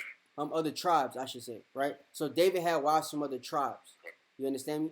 So, and the same thing with Solomon. So it wasn't necessarily talking about that type of stuff. But, yeah, once you have sex, to answer your question, once you have sex with somebody, you are technically married to them.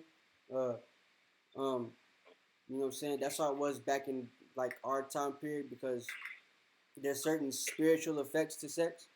That's why a lot of the women in this day and age are messed up the way they are, because they didn't have sex with so many different men. Every time you have sex with a man, you take a little bit of that man with you. And when you go have sex with another man, you bring in that other man with you to the other man. So now you with two dudes. You feel? And every man that you've had sex with, that's like what you got on you. Same thing with the men. Every woman you've had sex with, that's who you got on you. That's who you bring into the bed with you. So, to prevent that from happening, the way that the Most High set it up was, what happened? Was he just making noise? Moses was married to Ethiopia. Yeah. So, yeah, that's the other nations, but it's not to say that you should do that. Moses is not, you ain't Moses. You know what I'm saying? The Most High said that we wasn't supposed to get with nobody from other nations. He said that we weren't supposed to get with women from other nations because they would turn our heart from the Most High. Moses is a special case because he was directly dealing with the Most High. So it was going to be very difficult for some regular old Ethiopian woman to turn him from the Most High because he got to talk to the Most High. You feel what I'm saying? But like I said, somebody like Manuel, right, or Blake Griffin, to put it in like now terms, somebody like them, Right. they ain't got nothing to do with the Most High now because they're with other women. You feel what I'm saying? Blake Griffin never gonna wake up to the truth because he married a white woman. He's not gonna want to accept that his white woman can't get into the kingdom of heaven. Confusing, right? And for the children. Say what? But I had another kind of question to add on. So, like, ain't like handmaids kind of like the same thing? Like, I mean, Okay, so the brother want to know if he can have concubines right now. That's basically what he asking. He want to know if he can get him a little concubine. yeah. I'm gonna tell you. Be keeping the laws. Yeah. I ain't worried about no damn. I'm gonna tell you no, bro, because we should be trying to build up our own people right now. And if you trying to get with other nations, you technically building them up. You put the Israelite seed into another woman. That's a, you know, that's a gold mine for her. At this point, you know what I'm saying? You giving her access to getting a basketball player, football player. You know what I'm saying? She gonna get a smart child. Like, it's all type of stuff that you're gonna be giving them access to that they not supposed to ever have access to. So I would say, don't do it. You know what I'm saying? If you gotta get you a heathen, wait till the kingdom. You feel me? If you gotta get you a heathen, just wait till the kingdom. That's all I'm saying. Yeah. You know what I'm saying? Try to get you a sister right now. It could be from any of the 12 tribes, Black, Hispanic, Native American, or descendants scattered abroad. If you can find out that she is Israelite, you know what I'm saying? Because I met an Ethiopian girl that was Muslim that told me she could have been an Israelite or whatever. So they out there, but right. No, I know they out there. Yeah. I just don't like American women like that. So like dealing with them. Where you from? Where I'm from? Yeah, where you from? Like what state? So you from America? Like, yeah. But you don't like American women? I mean, yeah, like I think that foreign women, like. Oh, you on that foreign women boat? Yeah. That's crazy. That's crazy. Like to marry, yeah, but I mean, like just to have a concubine on the side, yeah, I'm not to the American one, but. He said, "Why don't all Gadites look like my father?" How you know they don't? Duh. How you know they don't? This man said he wanted the American woman on the side. He trying to make the He trying to make the he's trying to make the heathen the main wife and the Jake the concubine. That's crazy. No, that's he made it clear that he said seem to be more submissive than American women. Yeah, I was about to get on that. Look, check it out. Look, I'm gonna explain that. Like, I'm gonna explain why that is, right? And I now realize when you say American women, you talking about the black woman, right? You could be real. Can't nobody see your face on here. Huh? Yeah. All right. Yeah. So, okay. Now. She's the worst, but I think. Ooh, the woman finna snap on you, boy. That's what America do, man. They turn out women and do stuff. Yeah, J20, tell them, bro. Tell them, bro. These idiots don't know what they talking about. But look, check it out. The reason that quote unquote black women are the way they are right now is because of the power that the white man's giving it. The way that the black woman acts when she's not in the truth is solely like a product of her environment. That's what she's been given. So, damn, all these people getting on you now? It's your night. That's cool. After I ask this question, I'm gonna get back. So, but yeah, so like the reason that the black woman acts like that now is because, yo, hey, mute your phones. Yeah, you going through. I think he needs it. But the reason the black woman acts the way she does right now is because there's been tampering with mentally when it comes to the white man, right? He's basically messed up her mind to the fact or to the point where she thinks she has a certain amount of power over us that she don't really have. And when a man comes into the truth, he starts to act in a way that's hard for her to use her range the way that they've been given to her in America. So, now that jump on there, something else. You already got to pull that. Go out the right. Go to this one. Okay. But yeah. So she's like that. Like there's books you can read on this. There's a book I could actually. I might have a quote on my phone from it. But it basically explains to you how the white man, when we were in slavery, they would put the black woman over us, give us certain gifts. That's why there's scriptures in the Bible that say the gift destroyed the heart, right? Ecclesiastes 7:7. Because the black woman was given gifts. She was given certain gifts that put her above us and would allow her to have certain powers over us when it came to the white man. So, for example, on the plantation, they had a big mama, right? The head woman on the plantation. And she would be ahead of the men, the children, the boys, the women, all that stuff, right? She's the leader, the head slave. And it was always a woman, Big Mama, right?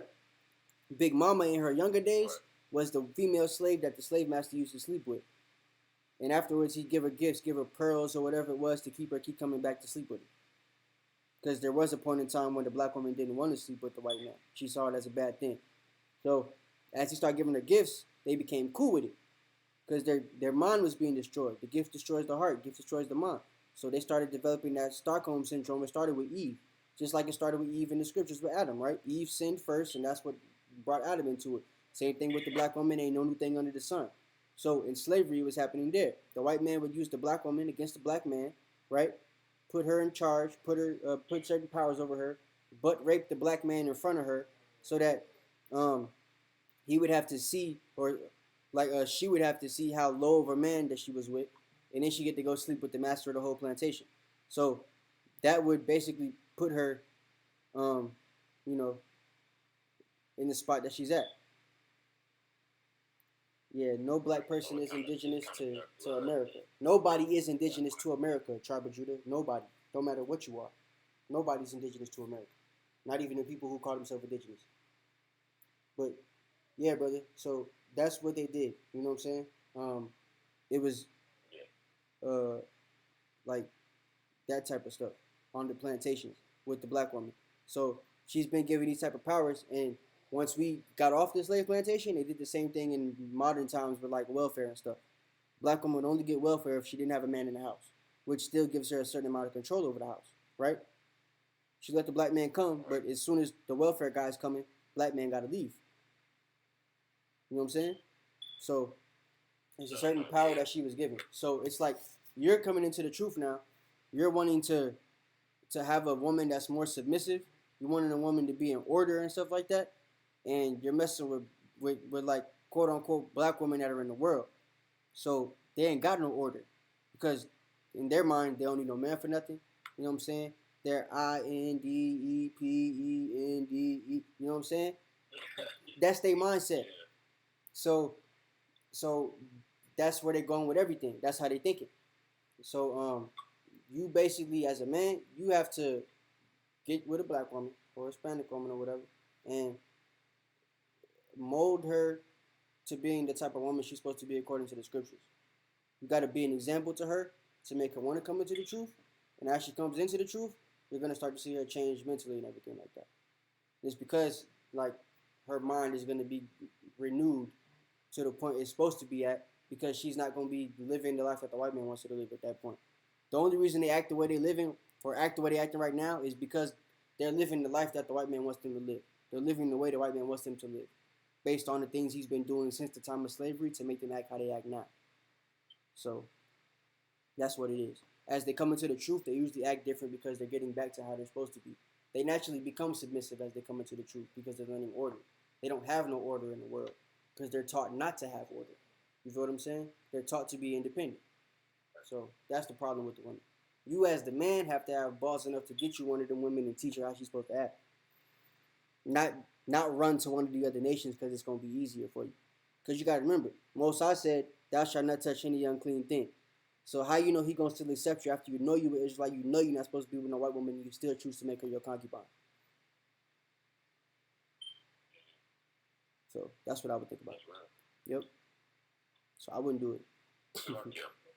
Yeah, go ahead. All right. Oh, wait. Hold on a second. Hold up. Before you answer that question, before you say that, I want to make sure. I got this shit back in. I want to make sure. What was the name of the book you got referenced? Because I'm kind of new to the truth. I'm just trying. I'm trying to take everything y'all putting on. Do you remember what I was talking about? Because I mentioned a couple books today. We was talking about that the gifts that the white man gave the slave.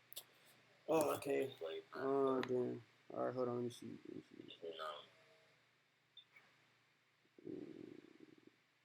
He was kind of just put over us in the beginning. The whole slavery.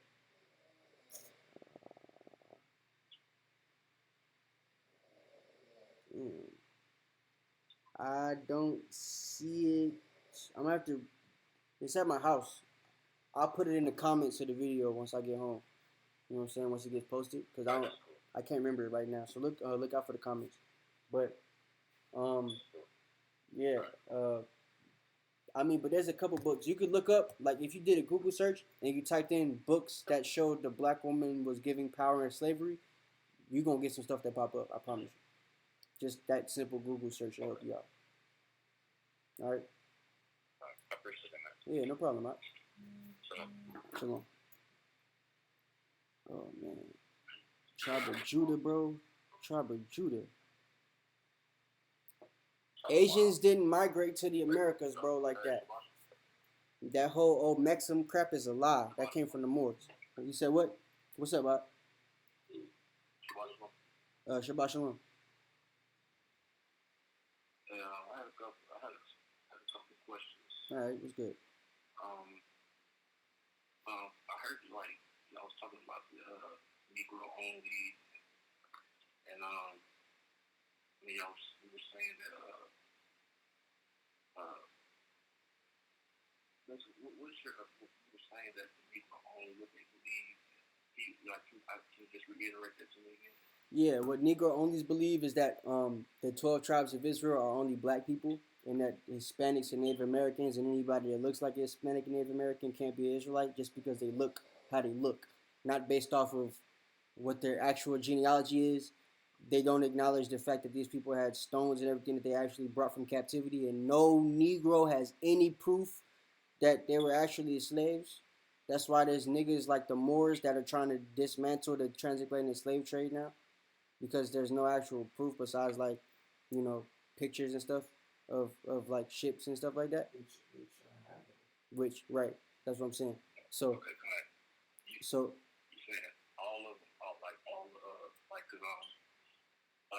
if we go back to Egypt, Joseph, he looked like the Egyptian. His brothers didn't recognize him, right? Mm-hmm.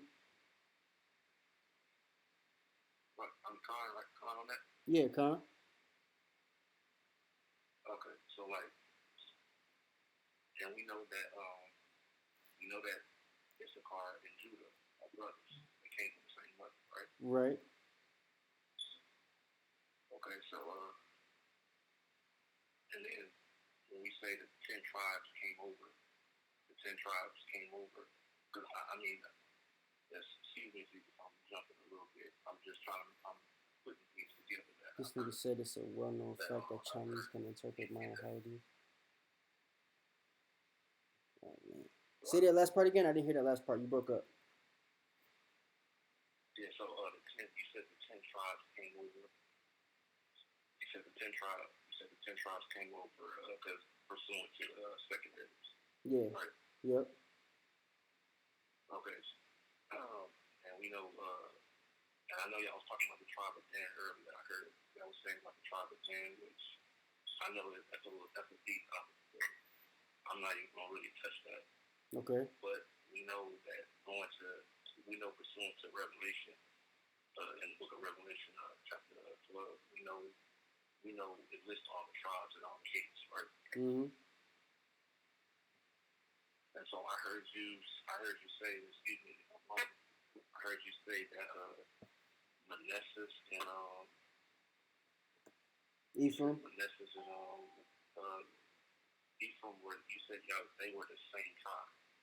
they were the same Not tribe. technically the same tribe. No. Hold on. They both come from Joseph. They're not the same tribe. We said they both come from Joseph. Well, I think it was a brother he had typed in the comment for it. He said, this 10 tribes came over. What about Levi? He put 9 plus 3. Yeah, I addressed that.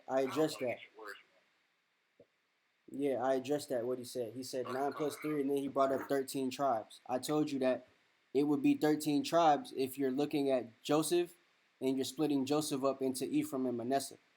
But technically, Joseph should be Joseph, right? And Dan should be Dan, which would make 12 if you still count Levi. It's only 13 because Joseph was split in half into Ephraim and Manasseh. You understand? Right, but when you go into the book of Revelation, that's what I was trying to tell you about Dan. That's why I said I wasn't going to go into that right now because it's another lesson. But when you go into that book of Revelation, the reason Dan isn't mentioned was what I said I didn't want to get into. But yeah, Dan's mentioned in Ezekiel. You're right, it is. You're right. So, but it's not mentioned in Revelation. Right. But like, I also told you though that you have to remember that the people who wrote the New Testament were also indoctrinated already too. So they made lots of mistakes. And they said that. That's why I said you got to go back to the original language to view a lot of things and to get a certain understanding on it. To understand certain precepts. And I'm telling you, a lot of the scholars, like a lot of Hebrew Israelite scholars, they do their research off of what white biblical scholars already wrote. So a lot of these black only Israelite people that are doing their research on the 10 tribes and stuff like that, and like the book of Revelations and the breakdown of Daniel and like all this stuff, they really getting their breakdowns from crackers who don't actually have an understanding of the Bible.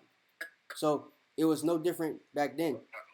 A lot of people who can I finish my statement, please? So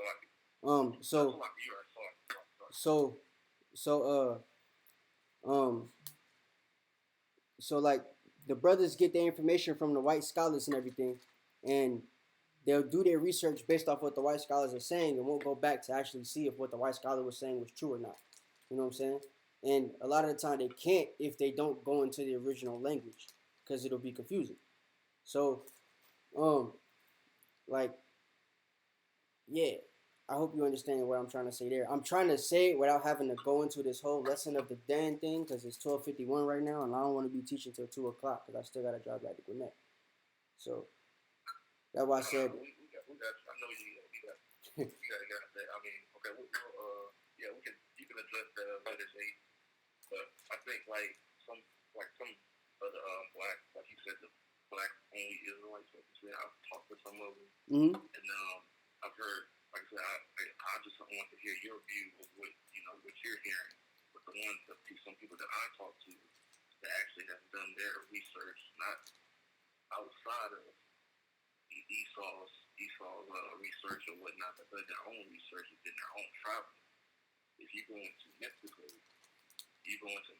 there's a town where they don't even talk about them and they look like you and me. Just like you go into Guatemala, they look like you and me. If you go into, and I looked this stuff up myself. Yeah. If you go into Argentina, they look like, if you go off the chart, right, and you look at those geographical places, and I just started, something on my spirit to just look it up, because I didn't come up with the truth off the chart. Me personally, myself, I came to the words of the Most High God to me, and it just bear witness in my spirit. Right. I didn't come up off the chart either. I was like, okay. I didn't even know what a camp was when I came into the truth. I never questioned God, same way. Yeah. I never questioned it. And then I started doing my own research and looking it up. Which, like I said, I don't think I know everything or not, but I just started doing the research. I'm looking at these geographical places and they looking like they are not.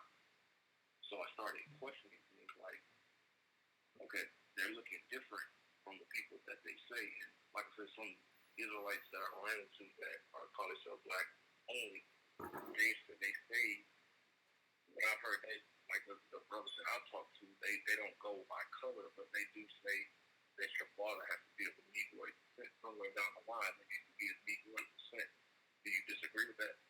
I don't disagree with that. I actually agree with that 100%. But the thing I'm going to challenge you on is those black Hebrew Israelites that call themselves black only. They'll say that the color don't matter and they won't judge you by the color and that you got to have a father of Negroid descent. But then they'll look at one of those light-skinned Mexicans and automatically assume that he has a white father. So they'll claim he's not an Israelite when they don't know his genealogy. Only because, hold on, I agree. and they're only saying that because of the Indios, which is what they call the black-looking Mexicans in Mexico, right? So what I'm trying to tell you is, because I saw somebody put in the comments that we don't, a lot of Israelites aren't accepting the copper-colored races in the Western Hemisphere. It's not that we don't accept them; we actually do accept them. What we're trying to tell you is the fact that there's copper-colored Mexicans, right, that still look like me and you, and that there's brass-looking Mexicans that still look like the copper-colored Mexicans. They just got different hair texture, but they face and they nose and everything else look the exact damn same.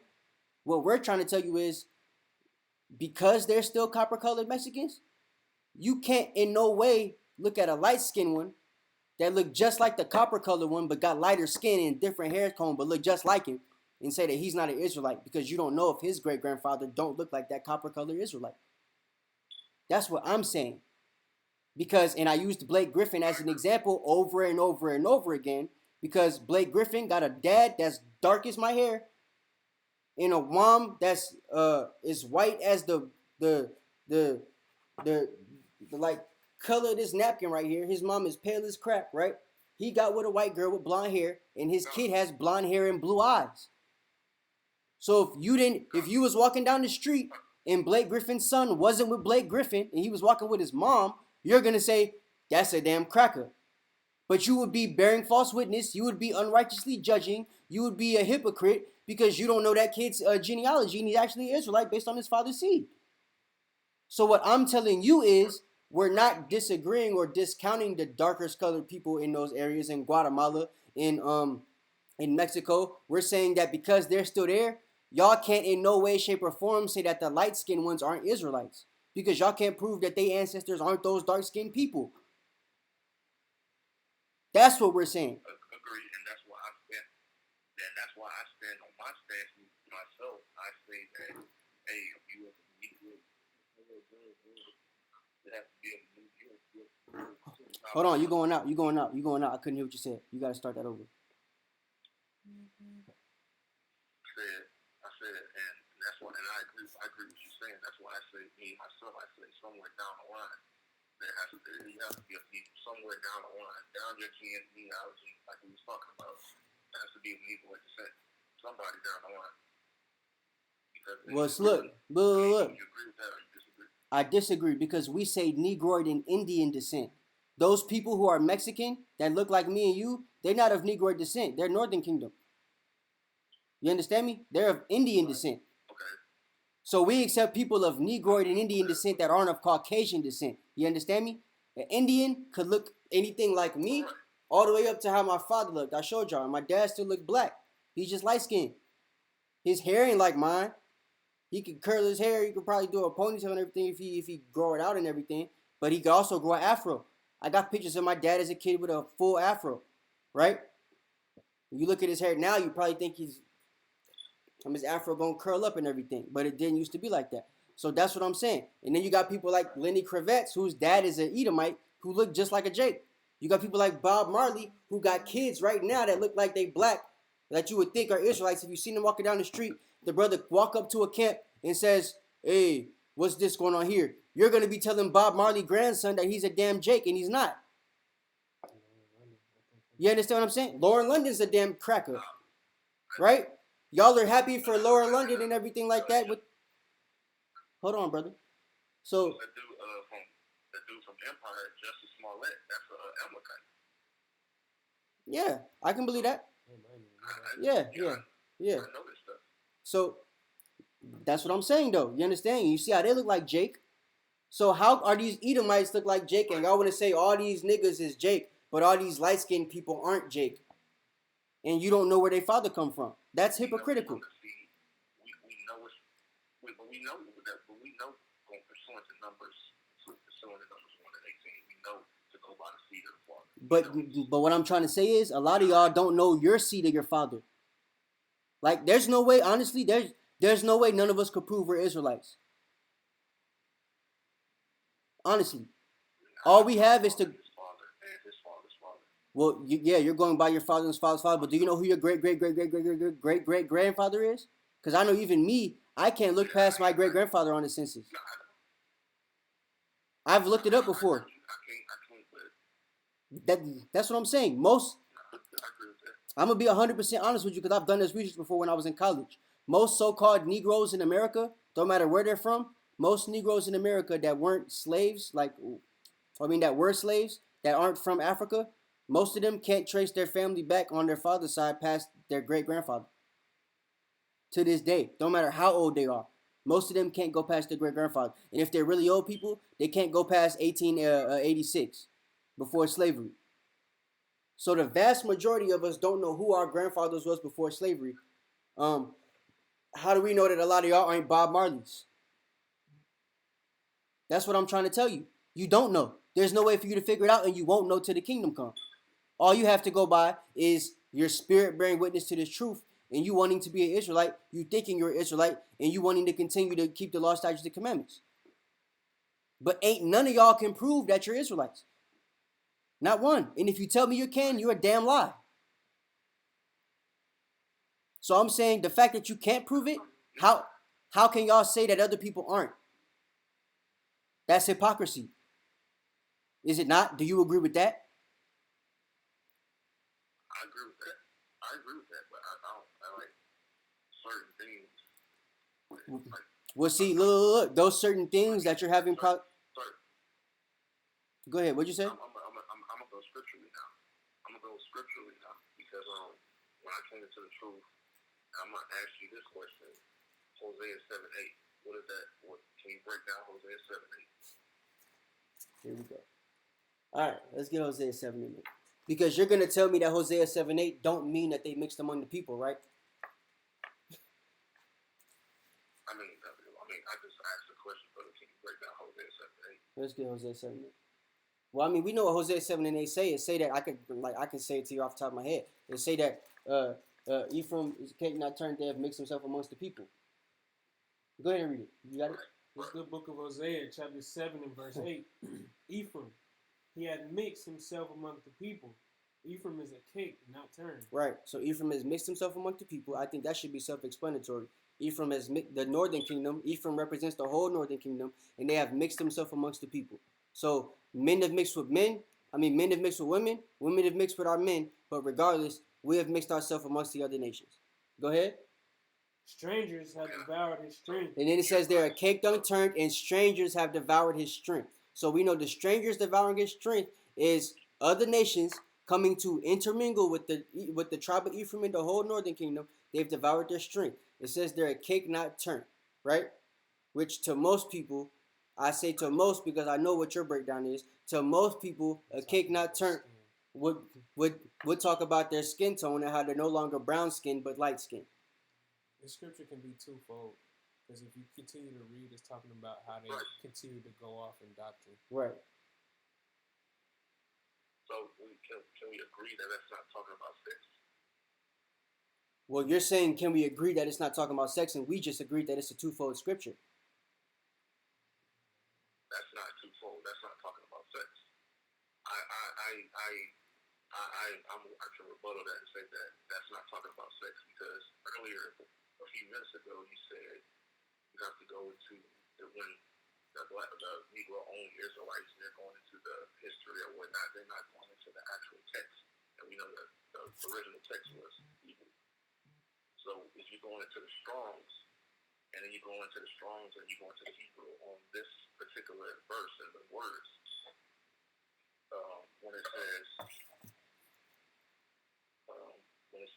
when it says mixed himself, it wasn't talking about sex. It was talking about them coming together. I understand. I know that breakdown. Yes. That's why I said to most people. So when you mingle it, so that's what I'm saying. That's not a twofold scripture. Right. Then, because I've been out there, and I've used this before ignorantly, and not doing the research for myself, because then I jumped down to the last verse. The last verse, verse 18, and you can read that. You want to read verse 18 for him? In Hosea 7, it only goes to, It only goes to 16, brother. I mean, yeah, so like 16. So like 16. verse You read 6. that last verse. Verse 16. That's in this guy. They return, but not to the Most High. They are like a deceitful bow. Their princes shall fall by the sword for the rage of their tongue. This shall be their derision in the land of Egypt. God. So that right there, that's in the same context as 7 and 8. It says they return. Right? So that's twofold. So do they return? Are they returning back to their original color? No, that's not talking about that. It's saying they return, right? But not they're returning, but not to the Most High. That line, like a deceitful bow, and the precept for that, we know, is in Jeremiah, right, where it says they bend the paraphrasing, they bend their tongues like deceitful bows for lies. Okay. All right, check me out though. Look, check. Hold up. All right, I understand that. Now my question to you would be, let's say that's not a twofold scripture and that is talking about them intermingling and them just completely going off from the scriptures, right, and going into idolization, right? We'll say that that's what it's talking about. So does that mean just because they don't look like Jake that they're automatically not Jake, right? Because my question would be, no, that's not. Okay, so then if that's not a color scripture, which we can just agree it's not, just for the sake of time, that not being a color scripture, does that still make the light-skinned natives not Israelites if their father's the seed of Jacob? That's a yes or no question. I'm gonna say my answer, and then that's it. I'm gonna say my answer, and I'm gonna let you go. That's I agree with what you're saying, but for the doctrine for which they pushed all these years, saying that that's talking about sex, that's false. Okay. That's all I'm saying. I can agree with you on that. That's false doctrine. I agree with you, but here's the thing, though. That's all I'm saying. I feel that. I understand that. We can agree with that. But my thing is this. Does that mean that those people aren't Israelites, though? Because people are looking at that scripture and they're saying, hold up. What people are doing right now is taking this scripture and realizing that it's not a color scripture and realizing that it was because we could say, did you know Jeremiah 14:2 technically isn't a color scripture either? Right. Huh? Did you know that? So technically all the Jews aren't black unto the ground. Let me finish my statement. So technically all the Jews aren't black unto the ground. So, then we got Daniel, which says, 9 and 8, that says, or Daniel something, that says the face of Israel shall not wax pale, right? So we know that the Israelites not going to have pale faces, but they not all black unto the ground, and the cake unturned doesn't mean that they all light-skinned. So technically, what we have now is literally a situation where spirit has to bear witness, because you could be Mariah Carey, who looks white and be an Israelite, and you could be Bob Marley, who looks black and not be an Israelite, and it has nothing to do with your color.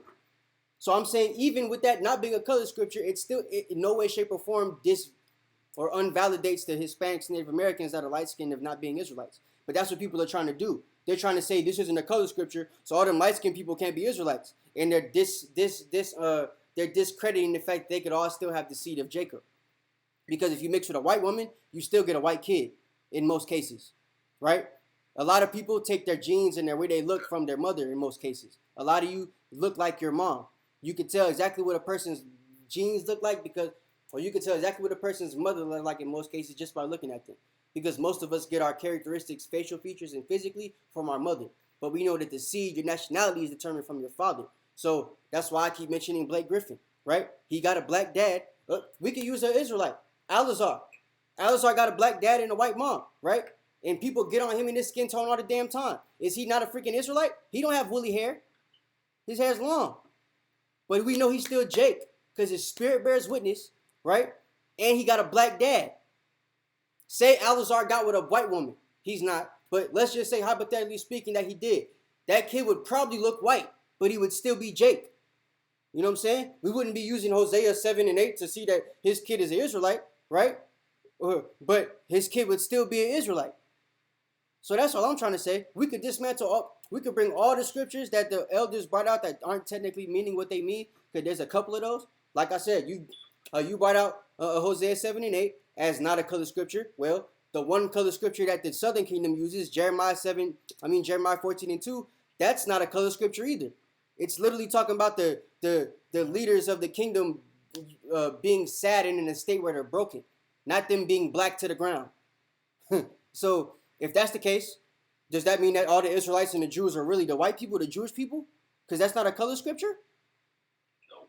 All right then. No. So what's the significance of black only Israelites telling us that Hosea 7 and 8 isn't a color scripture? Because the only reason they bring it up is to say that the Latinos aren't Israelites, because that doesn't mean that they're a cake done turn. That doesn't mean that they're light skinned or whatever.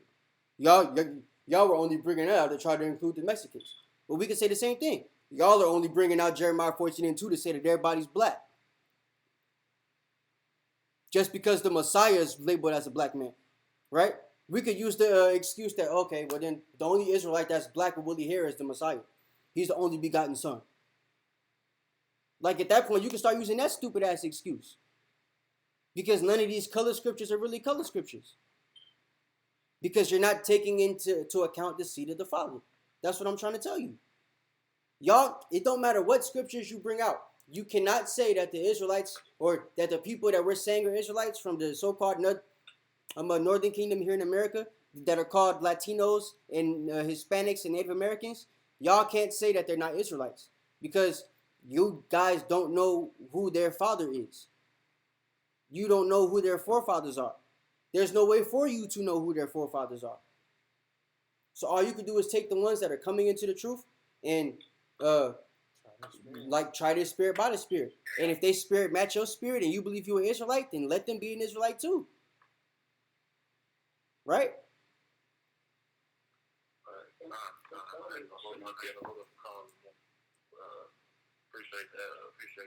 I appreciate you too, because that was good. That was good edification for the people.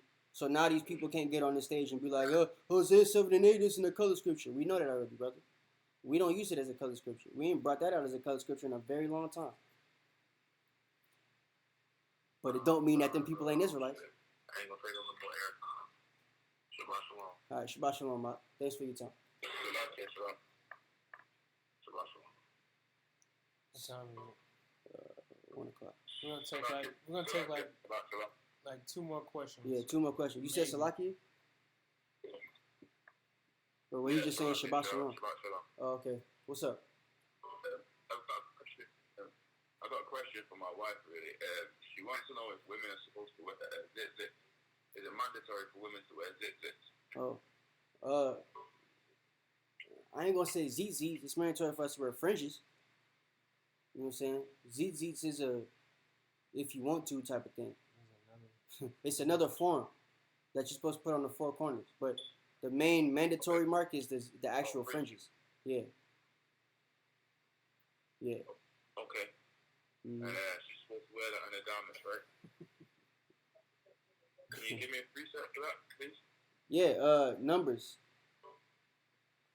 Let's get that. Isn't it one in Deuteronomy too? But the Deuteronomy is for the ZZ. I didn't want to I don't want to give him that one because it's not.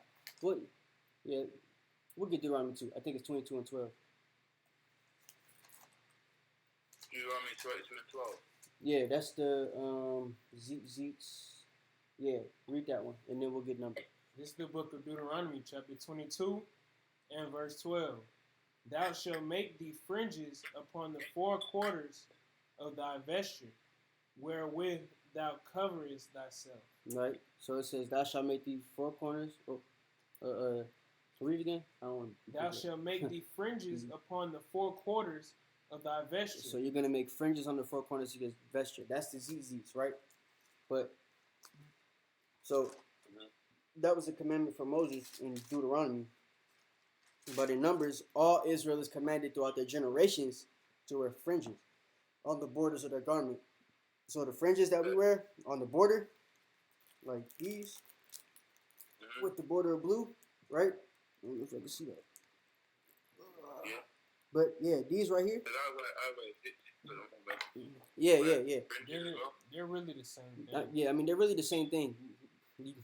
You get credit for wearing both, but I like to tell people, like, because I've spoken to some elders and everything that actually been to Israel. A lot of them say that they can't actually find any artifacts where we're wearing tzitzits. So, but they see artifacts where we have on the real fringes the way we wear them. So I always tell people, if you're gonna choose one or the other, always choose the fringes over the tzitzits. Okay. All right. Okay, sure. Yeah. You still want to read numbers? Do you still need us to read numbers? Yeah, please. Yeah, go ahead. I guess she could hear. This is the book of Numbers, chapter 15 and verse 38. Speak unto the children of Israel, and bid them that they make them fringes in the borders of their garments throughout their generations, and that they put upon the fringe of the borders a ribbon of blue. Mm-hmm. And it shall be unto you for a fringe, that ye may look upon it, and remember all the commandments of the Lord, and do them, and that ye seek not after your own heart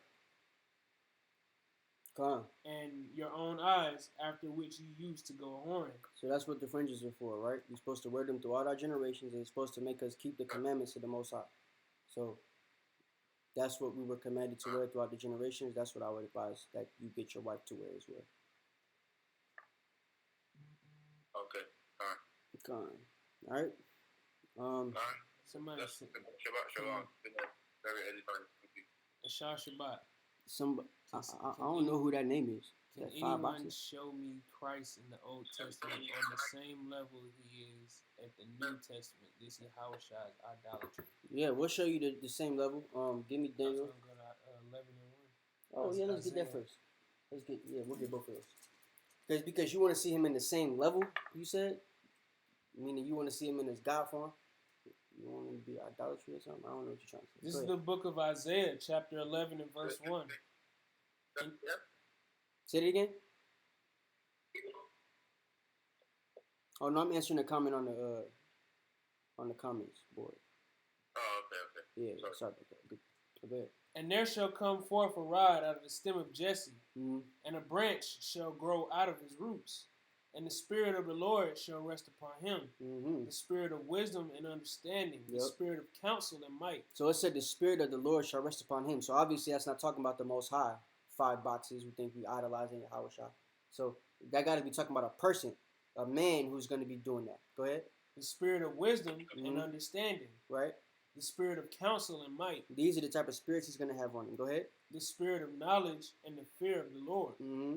And shall make him of quick understanding in the fear of the Lord. Right. And he shall not judge after the sight of his eyes. Yeah, he not going to judge after the sight of his eyes like a lot of you black Hebrew Israelite Negro only niggas is. Go ahead. Neither reprove after the hearing of his ears. Yeah, because he's not going to say, oh, he's speaking Spanish. Them niggas not no damn Israelite. Go ahead. But with righteousness shall he judge the poor. Yeah, with righteousness he's going to judge. Right? Go ahead. And reprove with equity for the meek of the earth. Mm-hmm. And he shall smite the earth with the rod of his mouth. Didn't I read Isaiah 9?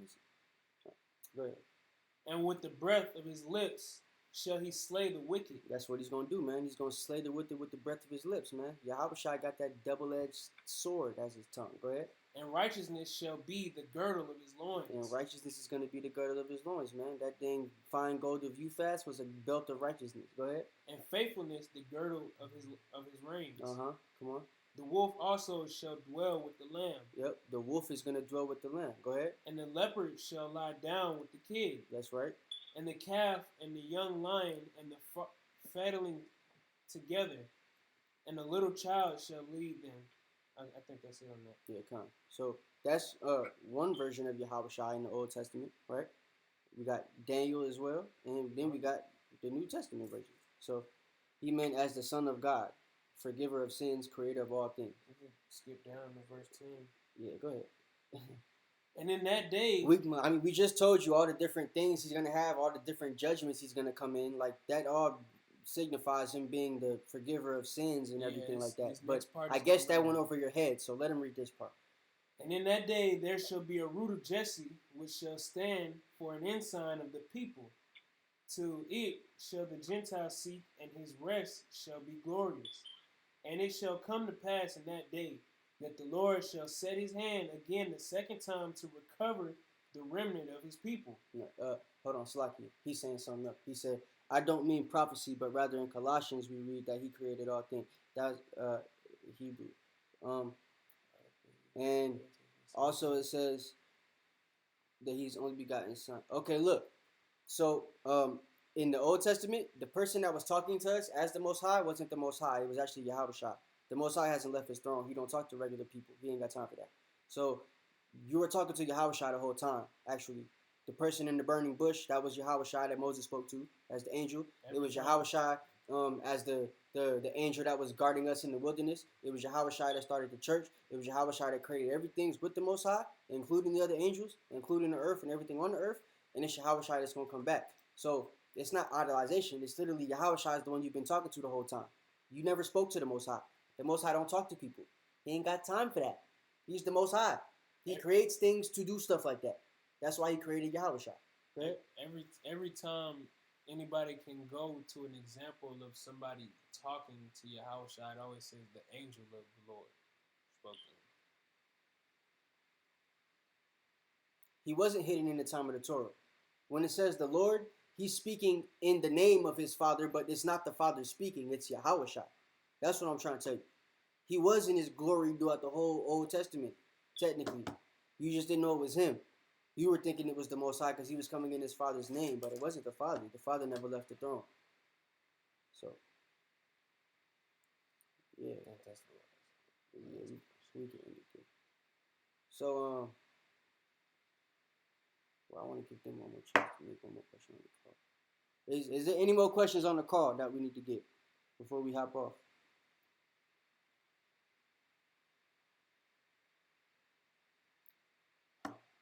When it says Yahuwah, Yahweh, Yahweh, it doesn't really mean Christ. It means Yahweh. It means the Most High. But the Most High is not the one talking. He's talking in the name of his Son. Well, I mean, the Son is talking in the name of the Father. Yeah, vice versa. You understand me? The Son's talking in the name of the Father. That's why we pray to the Father in the name of the Son. He's the mediator. You understand? That's why he's got that type of description in the Old Testament. I mean, in the New Testament. The Old Testament, we were talking to him. And then in the New Testament, they explained that he's who we were talking to. He's the mediator. It's been like that since the beginning. Oh, man. So these Negro-only niggas is actually, they Old Testament too. Because he's a, Yowana Yasharala is a Negro-only nigga, and he says that Christ is a pagan deity. So he must have.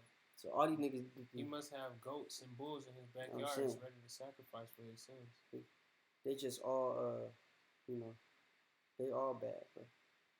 How do you Old Testament Israelites plan on getting to the kingdom?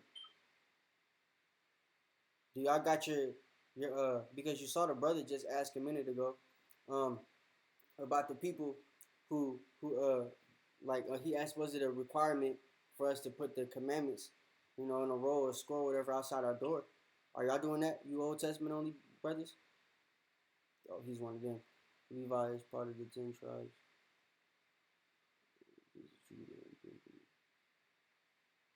What? Levi lived in the southern kingdom, fool. Levi is part of the southern kingdom. Why didn't the priest have to go through?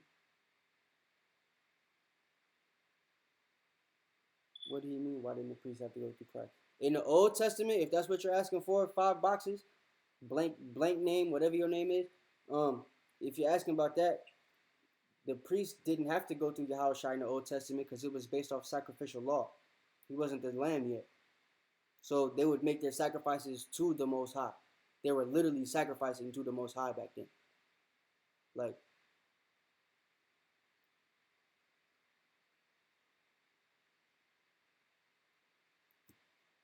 yes, I don't know. He making fun of the name. He trying to make fun of the name. His name?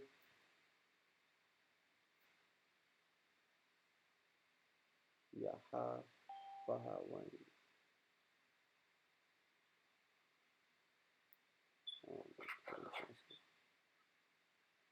Yeah, if you could call into the call boxes, that would be great. Instead of trying to communicate with us through the chat, because I don't really understand what you're trying to say.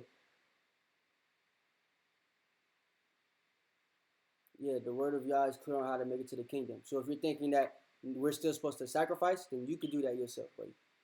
That ain't what we're doing no more. We ain't in that time no more. Because that's what it sounds like you're saying. Because if you don't believe in Yahweh and he's an idol, that means you have to still sacrifice to the Most High. You don't have no grace. We should be putting you to death after every single sin that you make. If you buy some gas on the Sabbath day to get somewhere, we got to put you to death.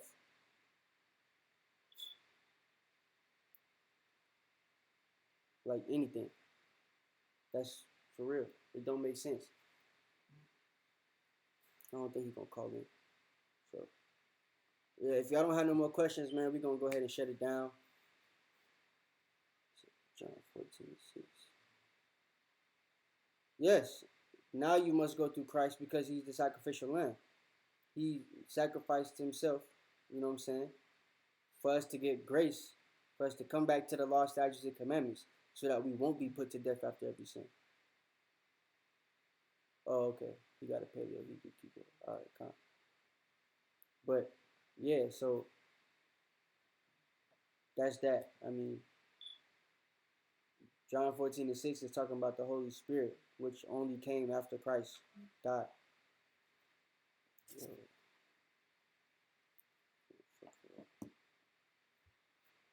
Uh-huh.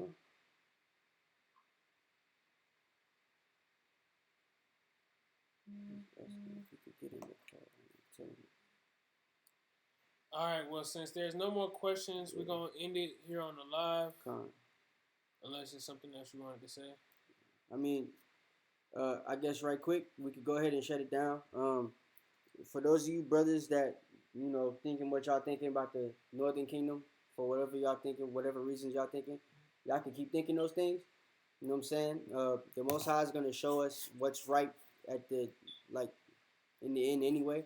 So we're gonna keep preaching who we preaching as the 12 tribes, regardless whether y'all like it or not. If you don't like what we preaching, just stay off the channel and preach your own stuff. You feel what I'm saying?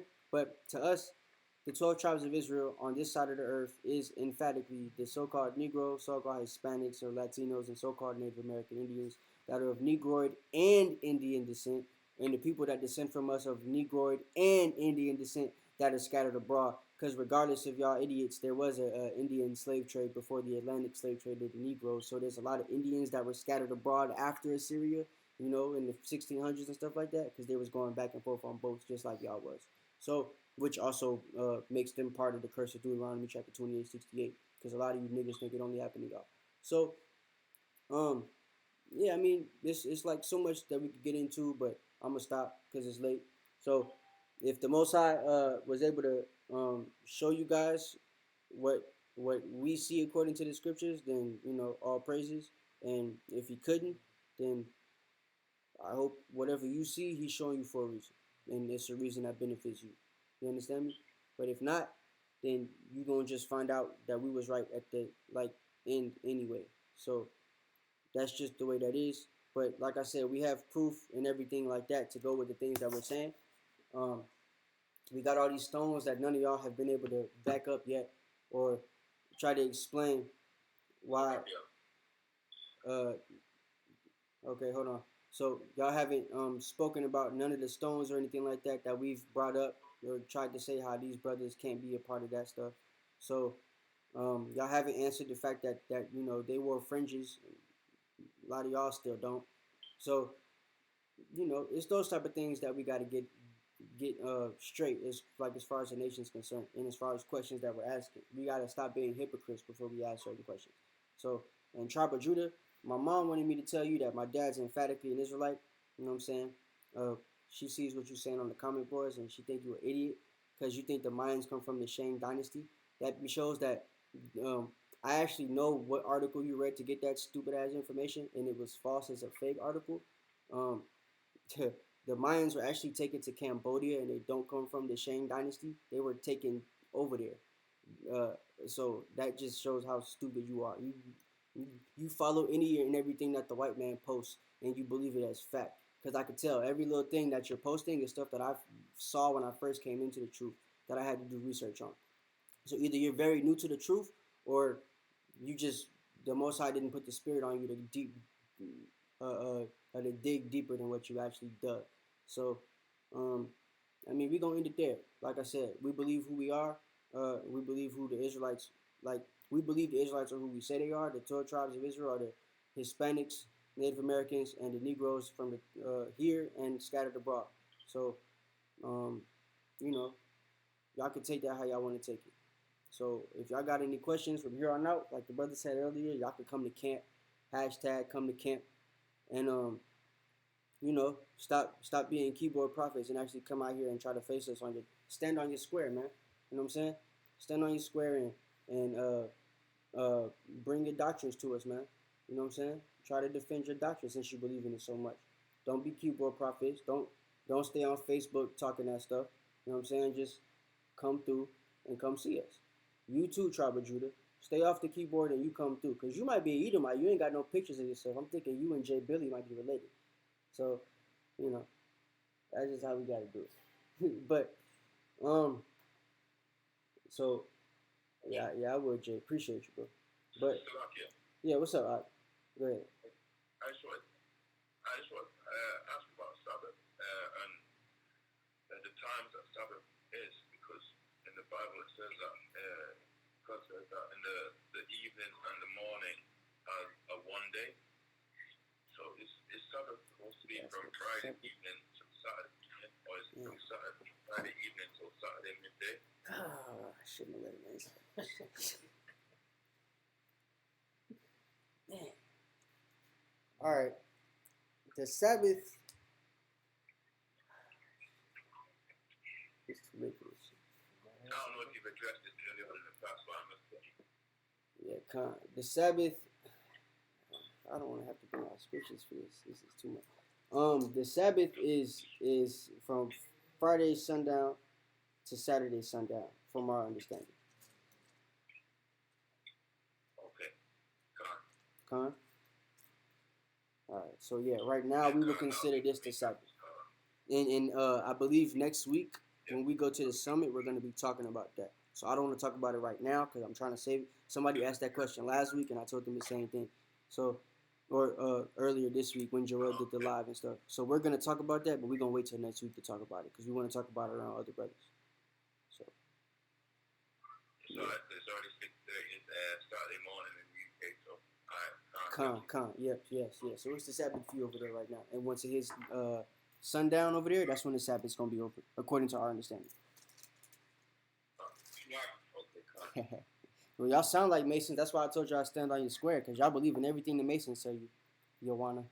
But yeah, all right. So yeah, it's the Sabbath right now. That's why I told y'all to do that. We'll be in Detroit soon, don't we? Could have just called into the class though. Somebody said Salaki? Brother, we hear you. Just hold on and wait till you acknowledge.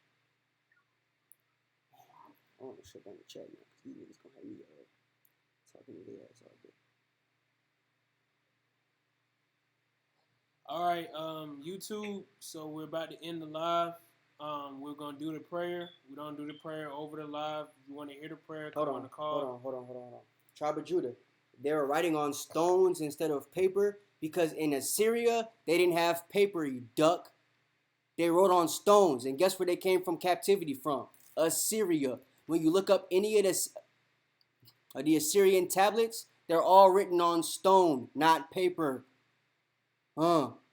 Isn't Assyria before Egypt? Wasn't papyrus made in Egypt? Come on, you idiot. Fucking duck, bro. All right, I'm done. Cause goodness gracious. Why you letting the comments? That's why I told you stand on your square, because you bring in Masonic doctrine, and y'all don't even know the damn Masonic doctrine. The way you fake ass Mason shit. Y'all are just like the dude in the video that we got on. We was doing the Unity Campus of Car. Y'all speak just like the scripture said.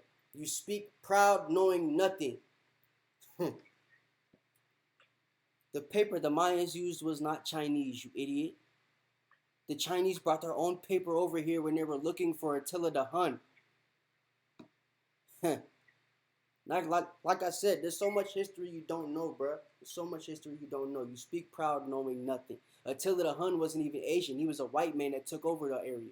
So a lot of them Asians that came over here weren't actual Asians, you duck. They were Huns, and Huns are Edomites. I'm gonna keep calling you a duck because that's what you are. You're a duck. Ducks quack. They don't think.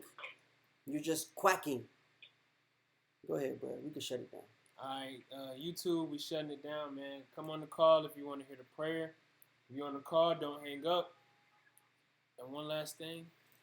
Esau and Tribe of Judah, the dude on the live, y'all can't get away. No, you can't get away. Esau, It's your a kingdom, rap for y'all. your kingdom is black, falling. You black only Israelites, y'all can't get away either.